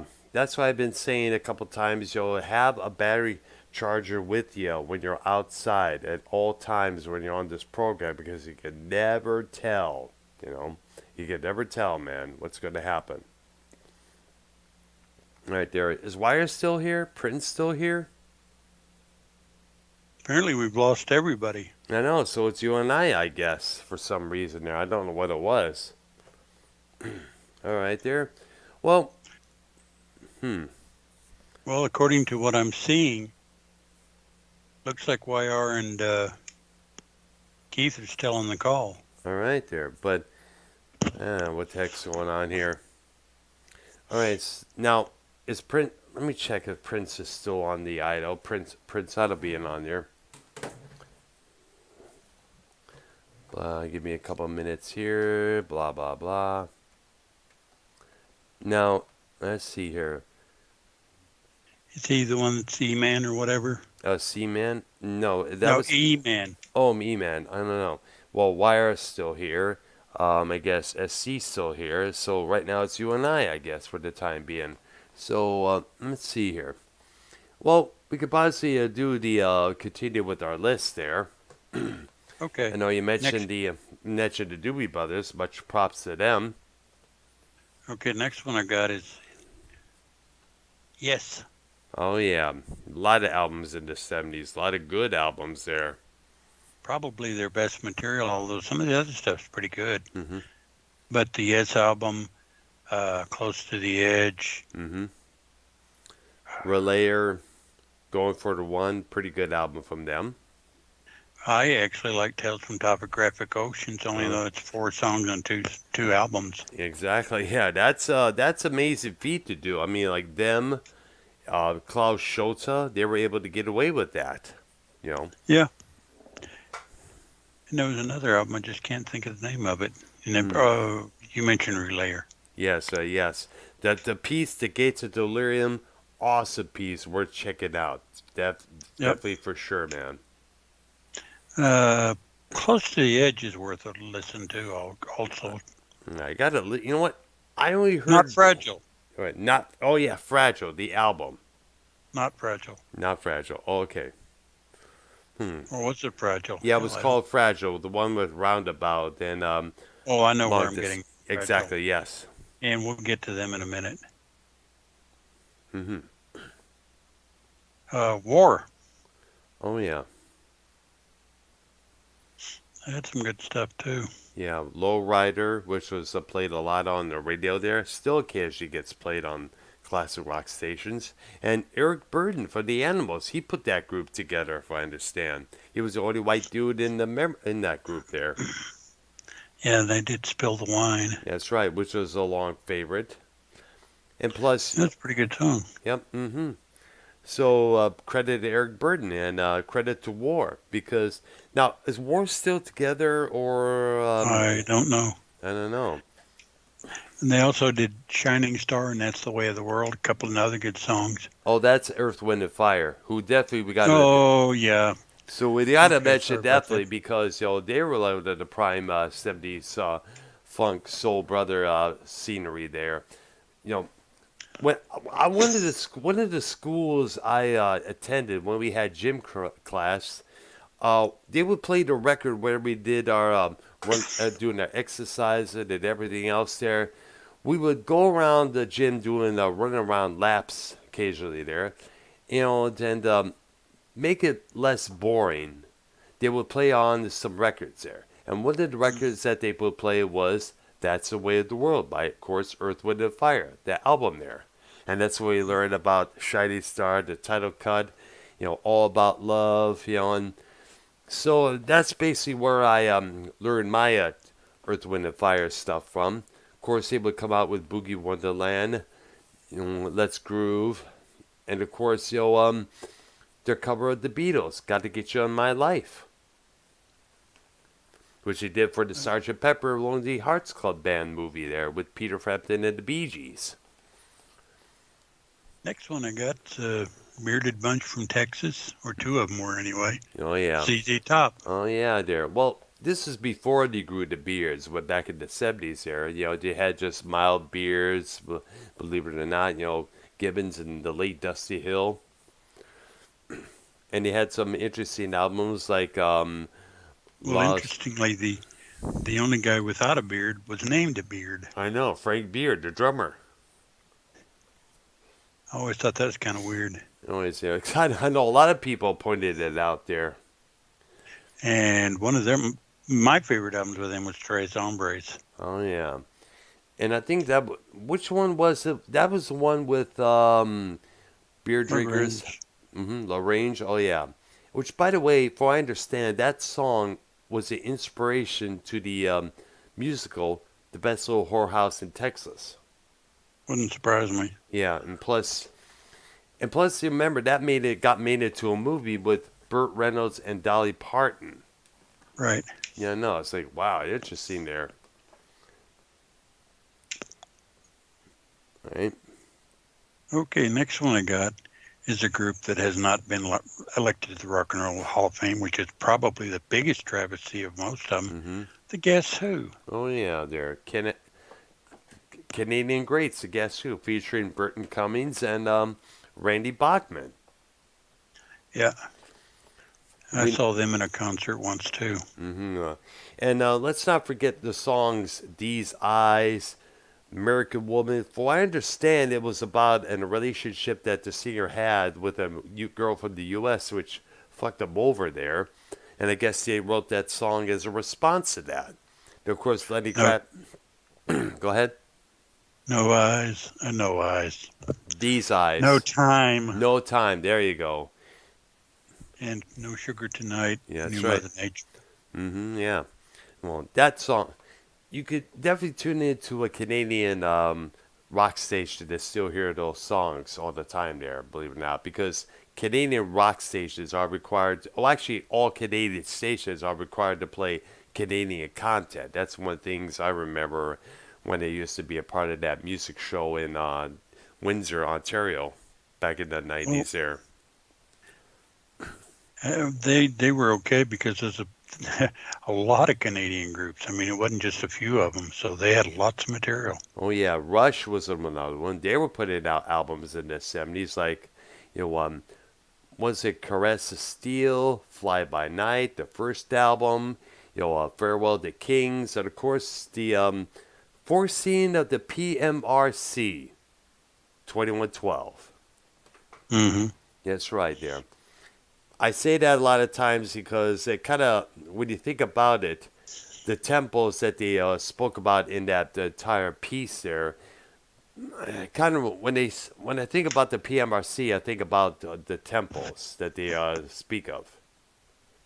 Right. Trying to control everything that's being put out there through whichever there. Okay, next group we got is Emerson, Lake, and Palmer. That's right. Out the hashes of King Crimson, Greg Lake. They were one of the big prog rock bands out there next to Yes. Actually, not only King Crimson, The Nice. Oh yeah, and Atomic Rooster. Yeah, exactly.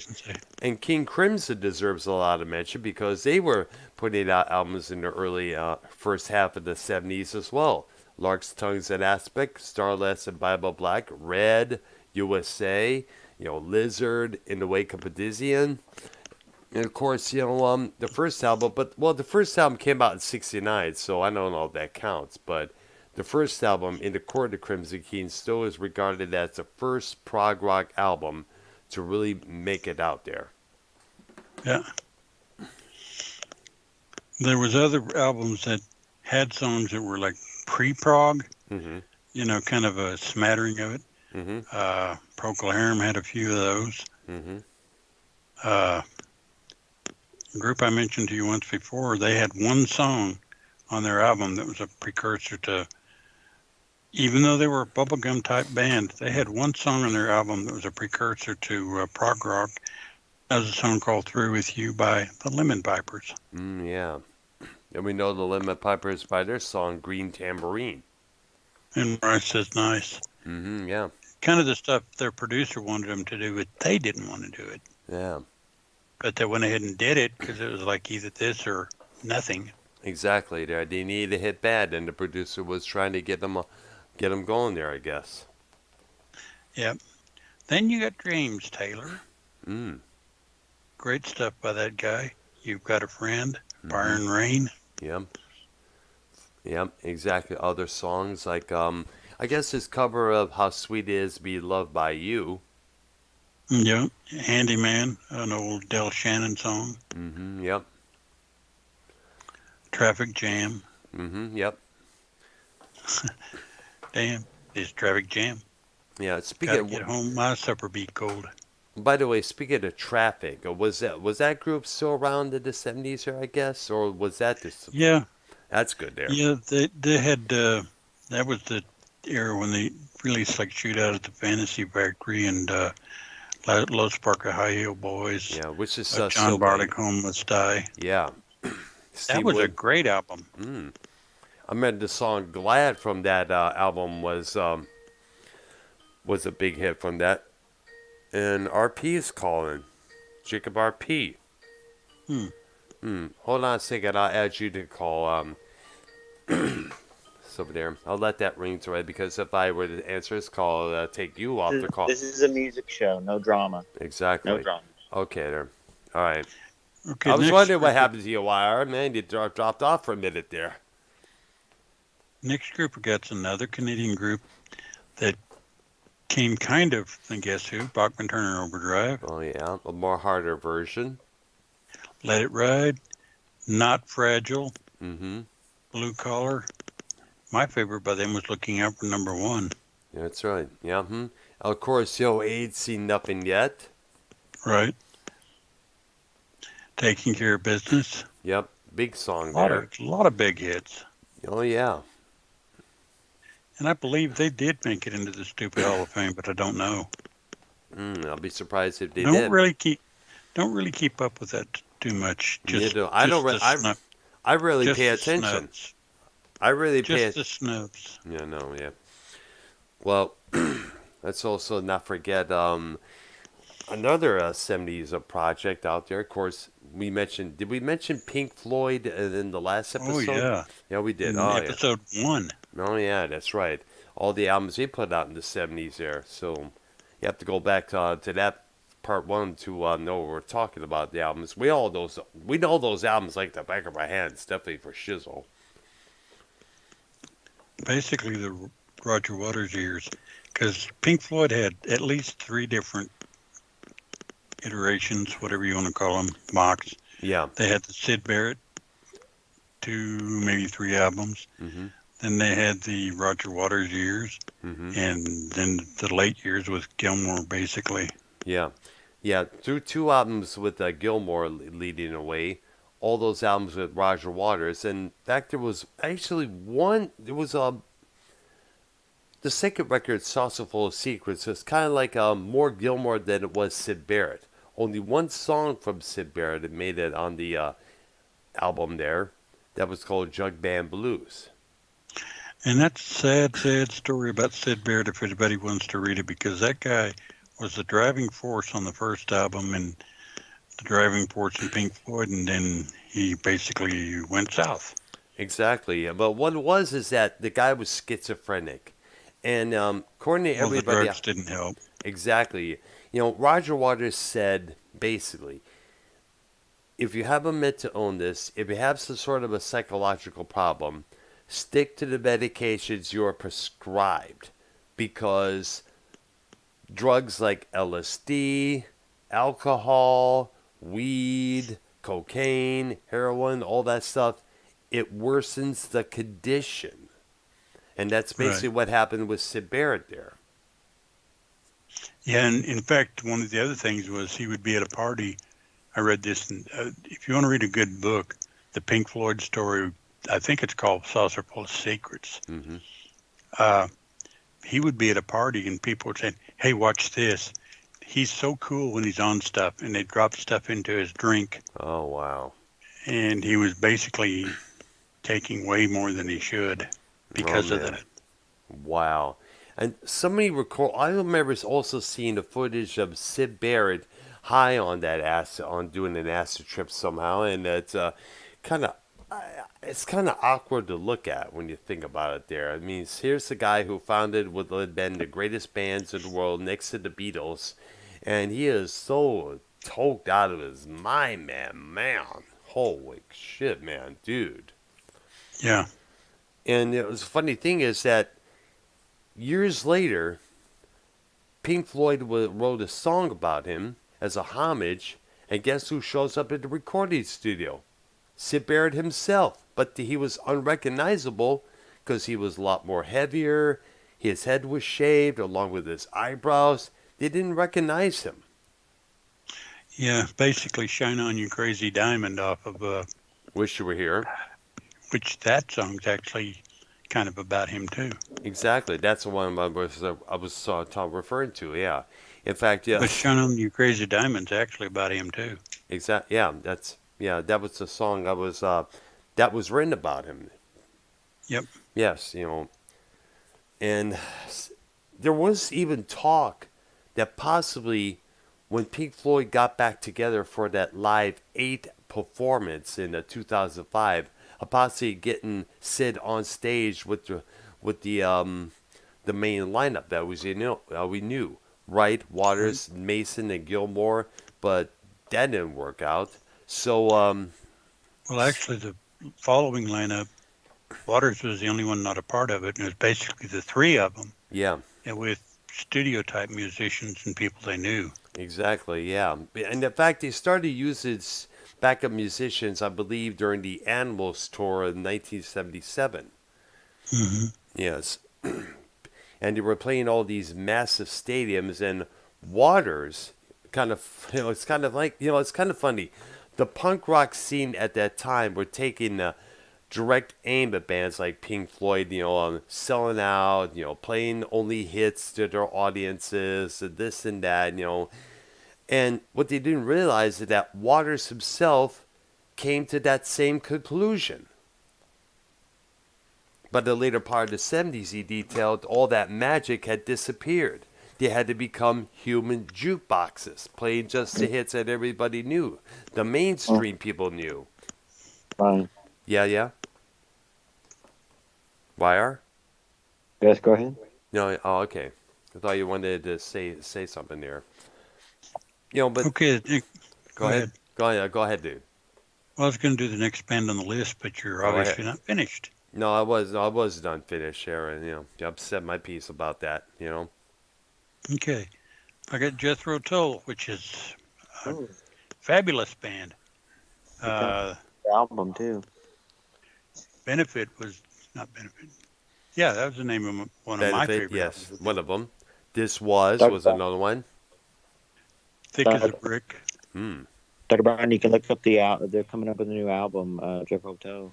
Oh, that's nice. Yeah, they're still releasing material. Yeah, they are, yeah. In fact, they're not good enough for the Rock and Roll Hall of Fame. Well, fuck the Rock and Roll Hall of Fame. They're a bunch of fansies anyway. If they're gonna induct Madonna, who now looks like one of the Muppets, in favor of Jethro Tull, who has yet to even have plastic surgery, then there's something wrong right there. They're they're considered a prog band. Yeah, exactly there. And as you mentioned, the guy behind the Rock and Roll Hall of Fame has a thing against prog rock. Yeah, I'm amazed some of the bands that made it did. Exactly.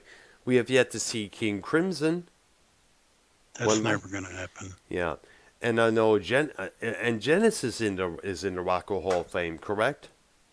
Mainly because of the Collins years, not the early stuff with Gabriel. Yeah, we got to dig into that. The early years of Genesis with Peter Gabriel, Mike Rutherford, Tony Banks, Phil Collins, and Steve Hackett.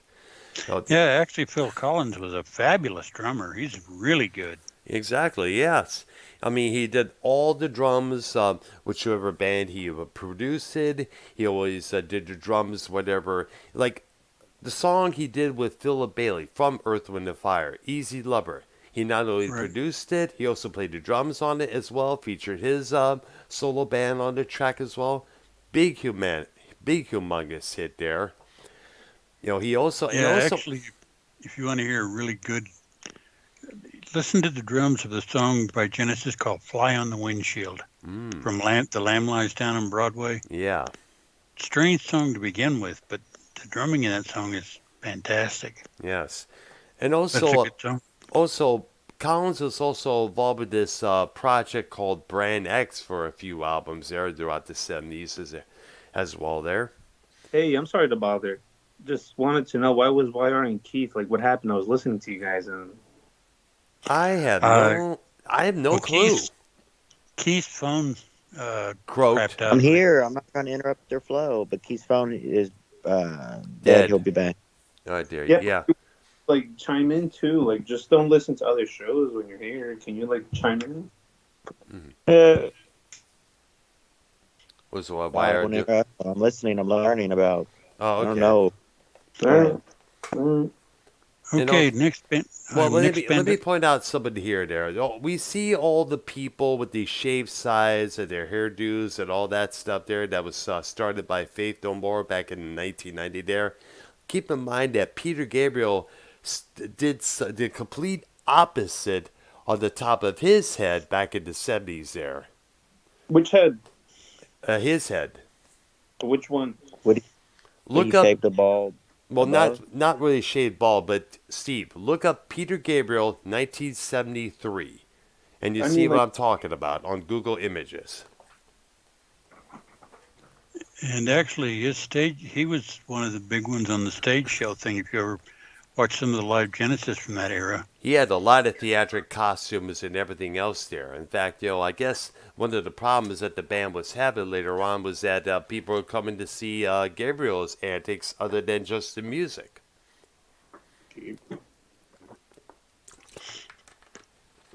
Yeah, the Dance of the Moonlit Night. Mm-hmm. Watcher of the Skies, big one there. Yeah, and I Know What I Like in Your Wardrobe. Mm-hmm. Like albums like Foxtrot, Song England Supper's by the Pound. Ready. Wow. Supper's Ready. I guess that was about the Last Supper of Jesus, I guess. If I'm correct. Sound like it, but I don't know. Could be. I remember hearing about that years ago there. About 21 minutes long. Yes. Long song. Yes, sir. Yes. Oh, shoot. Nice. You see what I'm talking about there? Now, name anybody else today who is able to get away with that. Exactly. Mm-hmm. Yep. Dr. Brown, have you? But mm-hmm. I want to bring up in the 70s, perhaps. So, obviously, were cassette tapes out yet, or no? I think there were, yes. Yeah. Yes. For music, cassette tapes? Correct, yes. They just had different casings and different cases for them back then that later on during the 80s and more improved. In fact, in the 80s, that's when the Dolby Sound was invented, and they started using that on the tapes there. But the big thing there was 8-track tapes. Yeah. Those were big in the 70s. They were, yes. Late 60s, early 70s. Exactly, yeah. The only problem with those were that, the song would have to cut out in the middle of program before the end of program 1 and would continue in program 2. Especially if they were longer than normal. If it was a normal album with 12 songs about the same length, worked out fine. Yeah. But I remember I had the Who Tommy, which was a double 8-track. Everything was on one 8-track. Mm-hmm. And I didn't realize, excuse me, on the 8-track were a couple of songs missing from the album. Whoa. And An Amazing Journey and Sparks was cut short.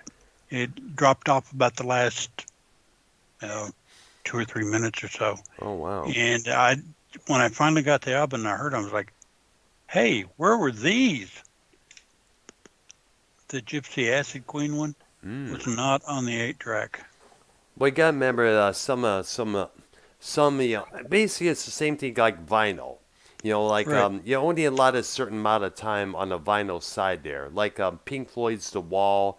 There was a track that was supposed to go on side 2 between Empty Spaces and Young Lust. The track was called What Shall We Do Now? Now, the song was performed live during their Wall performances and later used in the Wall movie, but was never on the album, sadly to say, because of the length of time of vinyl, which is usually about 15, 16, or 17 minutes or 19 minutes there. That's basically how it was there at that time. Well, it had to be at least 20 minutes. I know there were some 40-minute albums that were then. And that was basically how it was. In fact, the first Pretenders album, if I remember, they were one of the first albums out there to basically go pretty much longer than the regular time length of an album side. Okay, next group I got is Bad Company. Oh, yeah. One of the first big Paul supergroups. Mainly Paul Rogers, who came over from Free. Along with the drummers, Simon Kirke, Paul Kossoff, who played in this other band, and Boz Burrell, who was previously in King Crimson. Look for the album Islands, which he played bass and sang vocals on. Yeah, and I don't remember whether Kossoff, his band, was during this or before, but there's a band called Backstreet Crawler, which Kossoff was an instrument in, of course. And Bad Company had Bad Company. Can't Get Enough of Your Love. Shooting Star, which was probably my favorite by them. Mm-hmm. And the next band I got is we cannot forget Rock and Roll Fantasy, Moving On, or Run with the Pack, or Burning Sky. Yeah. Rocksteady. Okay, next band I got is Steely Dan. Ah, nice. Very unique group when you think about it there. Yeah, there were basically a couple of studio type guys that had to form a band when their first album hit. Mm-hmm. Reeling in the Years. Mm-hmm. One of the main albums from them was an album called Aja, A-J-A. And we know Asia. Okay, there you go. My bad. And songs like Deacon Blue, Peg, which, by the way, featured, we all know, Michael McDonald from the Doobie Brothers on backup vocals there. Big hit on for them.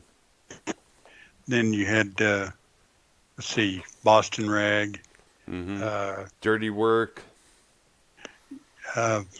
Razor Boy. Mm-hmm. And a song that isn't on any of their albums, and I'm not sure exactly where you can find it, possibly a greatest hits, is a song called FM, No Static at All. Oh, yeah, that's from the movie FM. Pretty good song there. Right. But as far as I know, it's not on any of their albums. You know, Yeah. A19. I don't remember it being on an album. Like I said, I think. Well, Hey 19 did come out on the album. I guess it was their last one. I was talking about FM.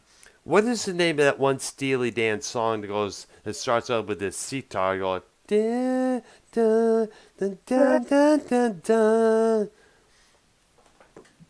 It's on the sitar. It's in the beginning. It's played a couple times throughout the whole song there.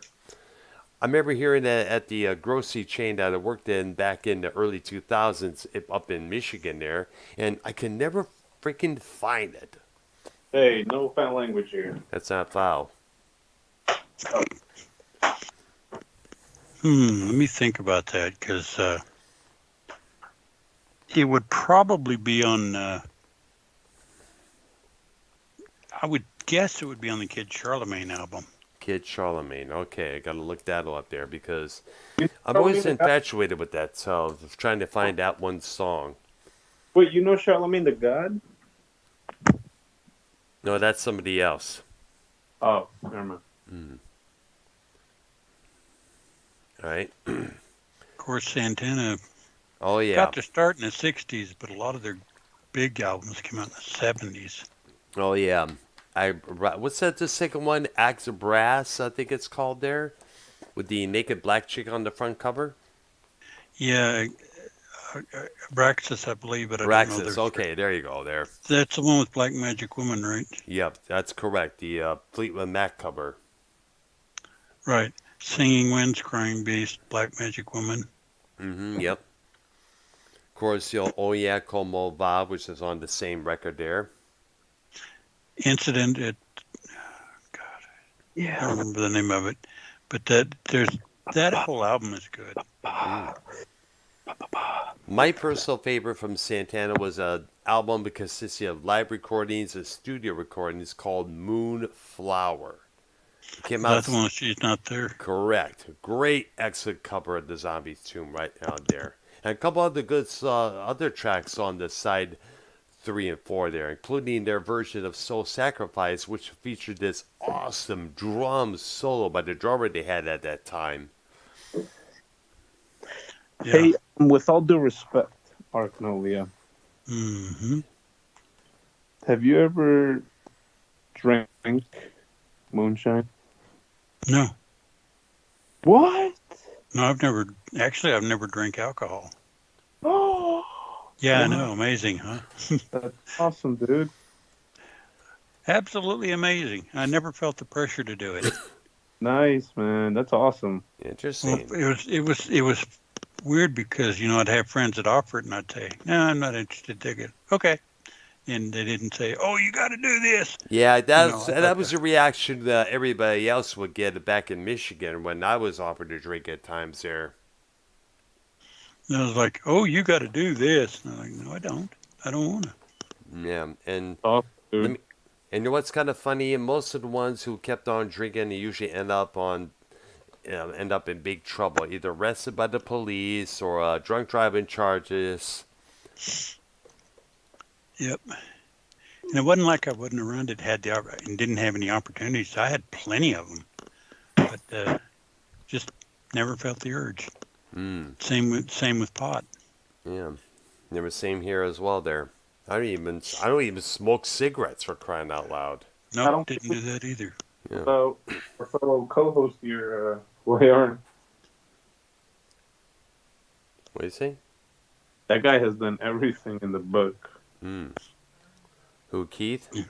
No, R.Y. No. YR?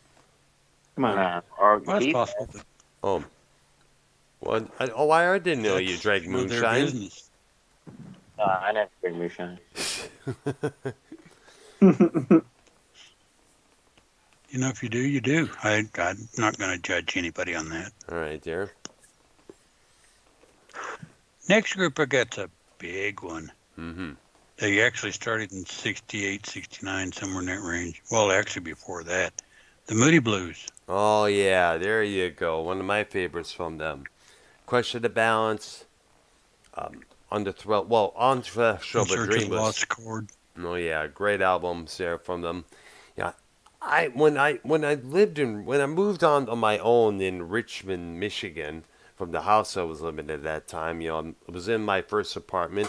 I had all my old records. I had bought up a lot of Moody Blues records the year before from garage sales, and I was listening to them. It's like, wow. Credit to Mike Pinder, or Pinder, whichever how it's pronounced, for his work on the Mellotron. Because the three essential... he left the band. Yeah. He left the band after Octave, I think. Yeah, I think so. I guess what I understand, but there was a massive situation involving, from what I understand, Pinder told it, him and Justin Hayward were in the middle of a songwriting, and all of a sudden Graham Edge, the drummer, rest in peace, was trying to get their attention, and Pinder shouted out something which included, "You're just a drummer." And I guess, some words were exchanged here and there afterwards there, and I guess he may have been let go because of his conduct or something like that. But Pinder said, they were so into that song, and all of a sudden here comes somebody just erupted them, killing that vibe, Right. And I think my favorite album by them is Seven. Go ahead. Go ahead. Seventh Sojourn. Seventh Sojourn. I really like that album. Good one there.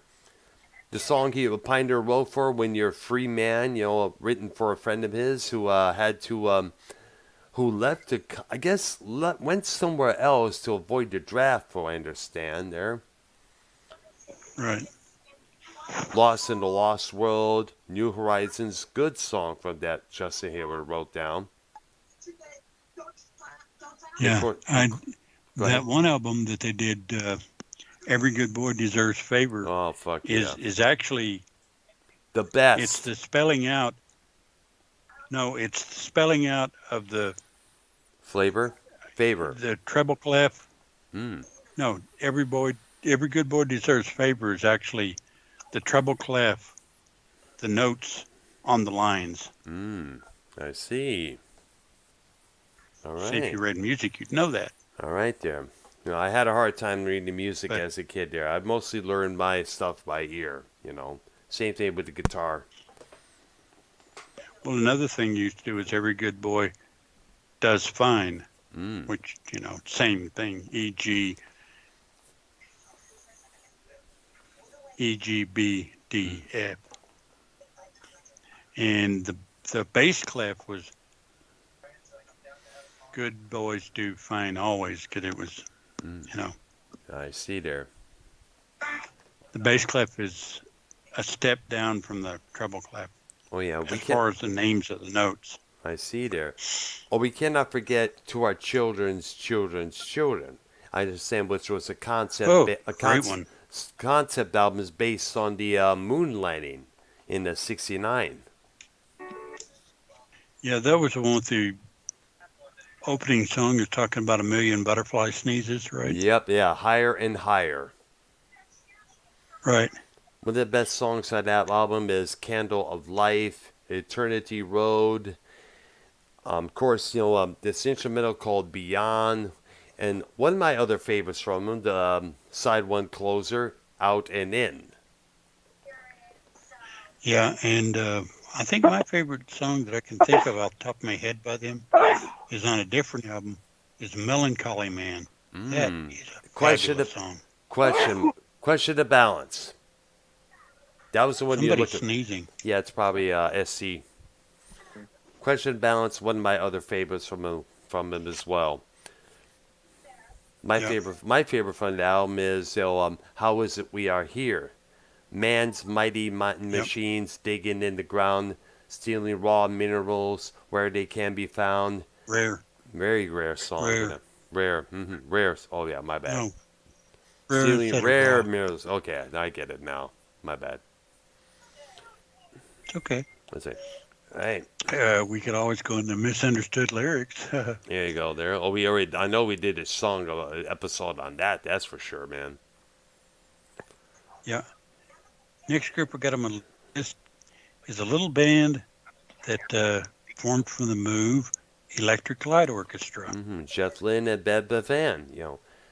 Now we talked about the first. Well, and Roy Wood is on the first album. Yeah, which was here in the States was called No Answer, and that album was mostly an instrumental record there. In fact, I was playing that album at my golf club job, and one of the cooks was like, "Is that the Beatles yesterday that you're playing there?" No, but it sounds kind of similar to that when you think about it, or Eleanor Rigby. But it was kind of in the vein of those two songs. Yeah. I remember 10538 Overture from that album. Good song there. And something movement. Was it Final Movement, First Movement? What was it? I'm not too sure there. That was a good song. Yeah. But I guess Roy Wood decided to put together his own project afterwards, and Jeff Lynne just took over as not only the main wizard, yeah. And I guess Lynne decided to become the main songwriter and the producer of all their albums there. Yeah, and history shows he did it right. Their cover of Roll Over Beethoven on the album's about 8 minutes long. Yeah, I know. I remember hearing that. And fantastic. And I mean, they get some great stuff. They covered Do Ya, which was an old Move song. Yep. The New World I record. like the Move version better. Yeah. The double album, Out of the Blue. Yep, with Mr. Blue Sky. One of my favorite songs by them. Oh, that's the one. Yep. That's one of my favorite songs by them. I really like that song. Turn to Stone. Yeah. Sweet Talking Woman. Oh, yeah. That was I had that 45. It was on the bright purple vinyl. I found it somewhere, and I think, I got to get this, man. This is interesting. Of course, you cannot forget the piece Fire on High and the big introduction to that song. Oh, that was controversial enough, that intro, because it had this, it was backmasking, and in the background it was saying, music is reversible, but time is not. Turn back, turn back, turn back. And some eerie choirs come in there as well there, and that had a lot of people questioning. They had a lot of the mouths talking, needless to say there. Yeah, another great song by them was One Summer Dream. That was a good song. Let's not also forget the.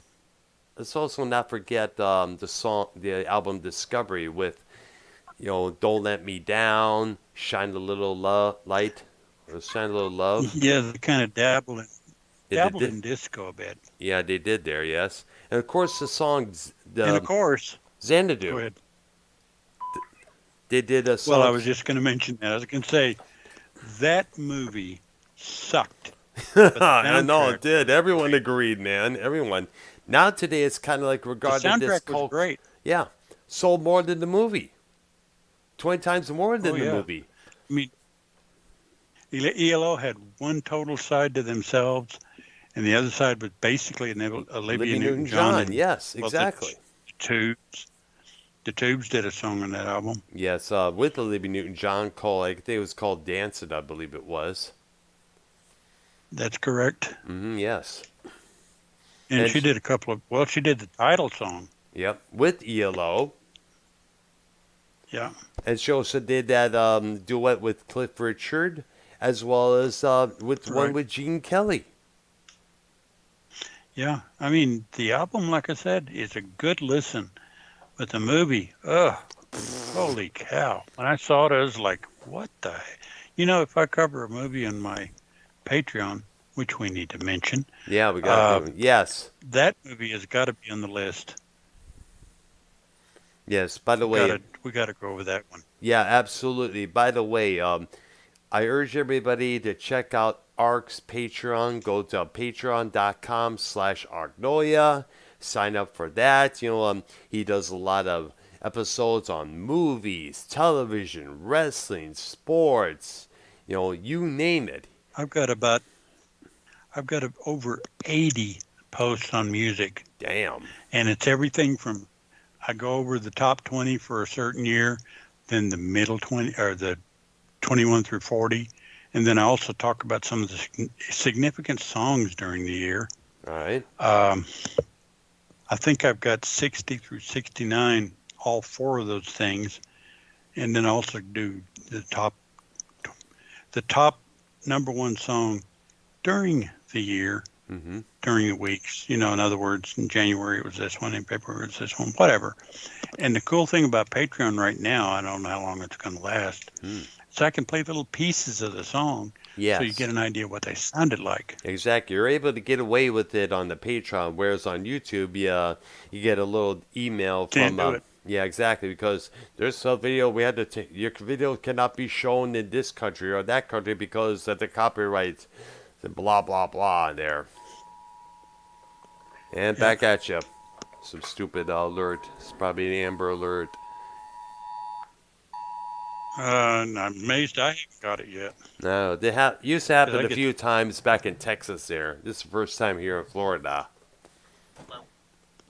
Oh, that's right. You're in a different locale. Yeah, I know. Yes. I forgot. Yeah, no. I won't get that one. Okay, next group I got on my list is Grand Funk. Actually, at this point, I got the Amber Alert. I don't know which at this point they were known as just simply Grand Funk. Yeah. They dropped the road. God, Steve, what are you doing, man? I got the Amber Alert. Stop it. Well, yeah, turn it off. You can do that. Throw it away. Throw it. Put the room in the other. Put the phone in the other room. Or mute. Yeah. Amber Alert. Come on, it's on my phone. Well, look around. You see him? Oh, come on, don't. Nope.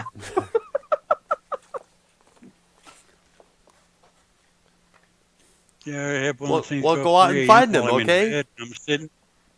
That's well, I've got one of those things that go off when I'm in bed at 3 a.m. and I look around and go, nope, not in here. Yep. Okay, Grand Funk. Oh, yeah. The red covered album, self-titled. Did that come out in 70 or 69? I'm not too sure there. Let's see. But we know albums Read like up. Shining On, Born to Die, or Born to Die, I guess it was called. Phoenix. Right. Yes, this good song. All the girls in the world, beware. Good song from the Phoenix album was, no, All the Girls in the World Beware. They had a great song called Fall in Love at a Bad Time. Bad Time to Fall in Love. That's the Bad name Time. That's there the you name go. of it. Bad Time to Fall in Love. It's That's a Bad good Time. song. Good song Great there. song. Another one is the Grand Funk album, I think it was Survival. Do a great cover of the Rolling Stones song Gimme Shelter. Ah, nice. Great cover. Now let's not forget their Great main cover. song. Their main song, We're an American Band. Right. Yeah, absolutely. And also And their the cover of Locomotion. I was going to mention that. Great song, a great cover from them. Produced by Todd Rundgren. Yep, and they're considered, no doubt they were considered the pride of Flint, Michigan. Somewhere in Michigan, there's this little bridge, and underneath it is instead of Grand Trunk Railroad, where they originally got the name, they X'd out the T and put the F right next to it. Grand Funk Railroad, Don, Mel, and Mark. And nobody has touched that since that. Nobody. Yeah. Exactly. And like I said, their first album's good, but that was 69, I believe. I think so, yeah. I think. On time. Good album. Yeah, no. Now, we already mentioned Bob Seger and the Silver Bullet Band, right? Right. Oh yeah. Okay, I was wanting to make sure of that because I was episode 1, I think. I believe so. Yeah. Well, we could talk about some of their material. Absolutely. I think my favorite song by them is "Turn the Page." Oh yeah. I've been leaning lately from the live album. Oh yeah, Live Bullet, recorded in Caldwell Hall, Michigan, at 75 there. Yep. You know what? Main Street's another good song by you. That's good there. I think it's talking about either me. Well, every Hollywood Nights. Oh yeah. We Got Tonight, good song from him as well there. Brave Strangers. Yeah. The famous final scene from the Sam album, which Bob Seger, when he did on the last night before the closing of the Palace at Auburn Hills, they had a big screen showing all the sporting and concert events that went on in that particular venue as a goodbye to the Palace that was meant to be there. Yeah. Next band I got on my list is Journey. Which actually, their pre-Steve Perry stuff was in the 70s. Yeah. And the first album with Perry came out in 77. The name of the album, but it's the one with lights on. I think it's Infinity. It's the one with lights on it. Infinity. Yeah, Infinity. Neighbor of ours that had that out there. Feeling that way. And the anytime you want me. Yeah, that was when the keyboard player and Perry were basically trading vocals. Exactly. Greg Rowley. No. The other one, Kane. Oh, Jonathan Dane Kane. I think Rowley was gone at that. Yeah, it was Rowley and Perry trading vocals on various songs. Kane didn't sing any of them. By that time, Perry was the full official vocalist. Around that time there. Yeah, and the album that followed that one, with Loving, Touching, Squeezing on it. Evolution. I don't remember. Yeah, that's it. Yeah, that was in 79 when that song was being played. Yeah. And the next group I got on my list is Foreigner. That was a super Feels group. Like the First Time. Cold as Ice, Double Vision, Love on the Telephone, Head Games. That particular album was probably my favorite by them, was Head Games. Oh, yeah. And good album. It was so interesting. I always wondered about the girl on the front cover there. What's she doing in a men's bathroom, wiping stuff off the bathroom stall there? I don't know what the deal was about that. Think about that. Basically, somebody wrote her number and for a good time call, and she was trying to get it off of there. I see there. That'd be my theory. Yeah, it's most likely there. That'd be my theory. Yep. Don't doubt it would probably be the main theory because God knows how many of how that stuff went on. Yeah. Next group I got on my list actually started in the 60s, but they continued on to the 70s and 80s. The Kinks. Yeah. Lola, one of the big songs of the 70s. Yeah, I think that was right.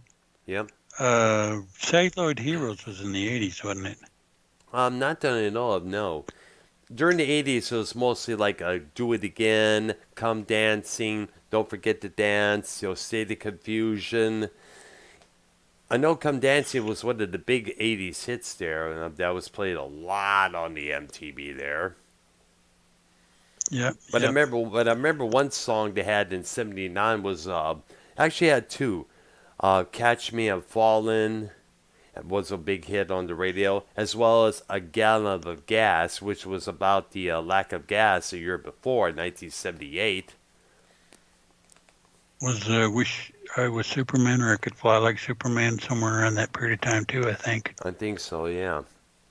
Somewhere on those earlier records there. But Lola, I guess it gets safe to say, is one of the first, it's kind of, with all the talk of, cross-dressing. That was a very, well, the thing was, it was one of those songs that was kind of like, what is he talking about? Because he never made it clear. It was just kind of like, there's a word for it, and I can't think of what it is off the top of my head. Mm-hmm. Where it was kind of like suggested strongly, but it wasn't, or it was, but it was, it was one of those things. Well, is that what the song's about? I don't know. Mm. One of those kind of things. Yeah. Big question about that song, and but either way, that song kind of like was kind of like a pioneer to some of the transvestite, that album, transgender. I think, right. I think that album was Lola versus the Power Man and the Money Go Round or something like that. Ah, I see. There's another song in the album called Top of the Pops, which is really good. I see there. And Ape Man and Power Man were both in that album. Those were good. Ah. Jesus, what the fuck? What the fuck? I haven't found them yet. Next one I got on the list is SC, get on the call and tell them. Featuring Chaka Khan. Okay, I see there. Yeah. Tell me something, gone. Wow, wow. That was one of the big hits there. Hello? Yeah. Hello? Yeah, hey, And? no, the Honda? No, there's no around here. I'm actually in bed right now, no. Okay, I think I'm online right now. There's this gentleman called Magnolia Strokelbean. If you could swing by and send the Amber Alert to him. Oh, yeah. Gosh. No, I don't need it. Thank you, though. Thank you. Bye. Bye. Thank you. They'd have to know my real name because you guys don't. Well, Dr. Earl does. Yeah, part of it there. Kind of. I'm not going to reveal it. I know it. Can I say it? No. Sure, let's see. Magnolia Strokelbean. No, my real name. No. Oh. That is a made-up name. Damn it. Anyway, the next one on the list is Kansas. Oh, yeah. Notice I just... Point of No lot of good Return. stuff here. Point of No Return, Song for America, Monolith. Oh, that's a great song. Oh, yeah. People of the South Wind. And the big one was the one with Carry On My Wayward Son. That's one. Left Overture. Yep. And of course, The Dust Wall. in the Wind. Oh, Magnum Opus. That is a great prog tune. Good song. Exactly. And their version of it on their Two for the Show album is incredible. Ah. And if it's... And then there's actually the first album is pretty good, and I got into them on the first album because I was browsing. You know how you used to browse to the record store and flip through them, and I saw this cover with John Brown. The Abolitionist. And I thought to myself, this looks interesting. I bought it, put it on. It was like, hey, this is pretty good. Yeah. See, my favorite album cover from Kansas would have to be the one I mentioned, Monolith, which of course, if you look at it in the inner sleeve and everything, it's kind of like has these Native Americans wearing spacesuits with a big glass helmet up above there, with everything torn apart, the freeways destroyed, and everything else there. Basically, it's the destruction of the modern world. And the reason why they're wearing those helmets and wearing the stuff they're wearing is because of all the massive pollution that has, messed up the air. Yeah. And I like the Left Overture cover and the Point of No Return cover. Yeah. Those are both good covers. Yeah, exactly there. And of course, as I mentioned, Dust and Wind, one of their essential songs of all time there. Next to Carry On Wayward. Yep.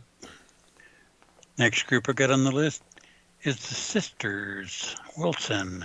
Heart. Heart. Oh, yeah. Wouldn't it be nice to have the original Heart lineup back together for at least one performance or at least a tour? Crazy on You, Magic Band, Dreamboat Annie. Dreamboat Annie, Barracuda. Barracuda, Little Queen, A Dog and Butterfly, Lighter Touch. Mistral Wind. Love Alive, Not a One, Cook with Fire, Straight On. That was the first song I heard of them when I started listening to rock radio as a wee kid there. Baby Lestrange. Yeah, that was one of my favorite records in 1980. I played that record massively next to Pink Floyd The Wall. Yeah, Baby Lestrange is good. Yeah, absolutely. That came out in 1980, by the way. And, of course, I'd highly recommend for everybody out there. It was kind of funny. The last girlfriend I was involved with back in the up until about 2012 there, she was more closed-minded. She would prefer the mid-'80s Heart when he started performing pop hits and dressing like Prince and the Revolution. Right. But if I were to play something from either Baby Lestrange, Dog and Butterfly, Little Queen, Magazine, or Dreamboat Annie, she would be like, brush it off. It's like, hello, are you that closed-minded, girl? Please. Yeah, I'm just like, come on. Randomly, I was, but obviously that deal is so running with the devil. Whatever, but. What was that? Whatever y'all want to call it. I mean, there's people that still hang out with people that, What the heck? Was that Dave? Did you call on Dave Rose's show not too long ago? Well, people were like, "Oh, if you call someone names, it's worse than fucking, doxing people." This probably be one of the last shows I ever do in this community. What? What are you talking about? Place is so ass backwards. Yeah, this is. I mean, like on my channel, I'll probably join in the music shows, but I'm just, everything's ass backwards. Oh, you won't do the other, yeah. Okay, well. Everything's good. But I'm waiting on Keith. I think he passed. I don't know. You mean to say that, like I said, he should have taken that phone charger with him. Okay, with Heart, one song I'm going to recommend to you, Dr. Earl, is Mistral Wind. Heard that. You need to hear that one. I heard that many times. I heard that and the live version. A great song. Yeah, absolutely. It is there. Remember, I had a lot of their records, including one that song came from, Dog and Butterfly. They had on their live album a cover of an Isaac Brothers song. What was it? Which one? Live album? No, on their Greatest Hits album. Greatest Hits and Live. And that was the only place you could find. No, it was not a live album. I forgot the name of it, but it had a song in there. I think it was I Tell It Like It Is. Oh, yeah. They do a great version of that song. Yeah, that's the album I'm talking about. Greatest Hits Live. It came out then later, towards the end of 1980. I got that for Christmas. Well, this song's not live. I know, yeah. Well, what they did is they basically side 1 and 2 was all the greatest hits, like Barracuda, Heartless, Even It Up. Side 3 and 4 was live recordings from the tour earlier that year, along with some couple of basically couple studio, 1 or 2 or 3 studio recordings there, and Tell It Like It Is was included up there. And also, they also did a great cover version of Zeppelin's Rock and Roll, which he, of course, dedicated to John Bonham, who had died prior to that album's release. Yeah, I saw Hart, and of all places, Six Flags Over Texas. Wow. That was back when they used to have concerts back in the day. Wow, interesting. But I saw Hart, and great show. Right. Yeah, so like I said, when we started this discussion, wouldn't you do you think it would be nice to have the original Heart lineup get together for at least one tour?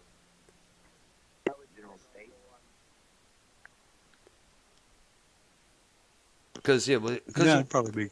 It would be nice. It would see the original bassist, the drummer, the original two guitar players they had, and along with the Wilsons back together on stage doing the reunion tour, I guess, because, I feel it's all been overdue. But I guess what they got to do is got to work past a lot of tensions to get to that pinnacle yet. Right. Okay, looks like it's break-up time. It is. It's like 10 minutes after 8:30. It's like, wow. We were on air for a long time, but for good purpose there. It was a great stream. Yeah. Right there, yes. Yeah, we got to do a part 4 apparently because I didn't get anywhere near done with my list. Yeah, there. We'll definitely do so, man. All right. And we'll do that on Wednesday, I suppose. Yes, we will. Same time, 7 p.m. Eastern. And we'll end it from there, folks. Thank you, everybody, for watching there. Credit to SC Steve, Prince Idol, and YR. You are as well there. For all of us and myself, you guys have a good one. Bye-bye. Earl, but you're going to stay on the call, though, right? Because we're just looking to stream with YR. Nah, I got some stuff I want to take care of. That's about it. I got to get my work clothes washed. That's yeah. Yeah. Good suggestion. Anyways, I'll talk to you guys next week. All right. Bye-bye, guys. Thank you. Bye. Right. Thank you.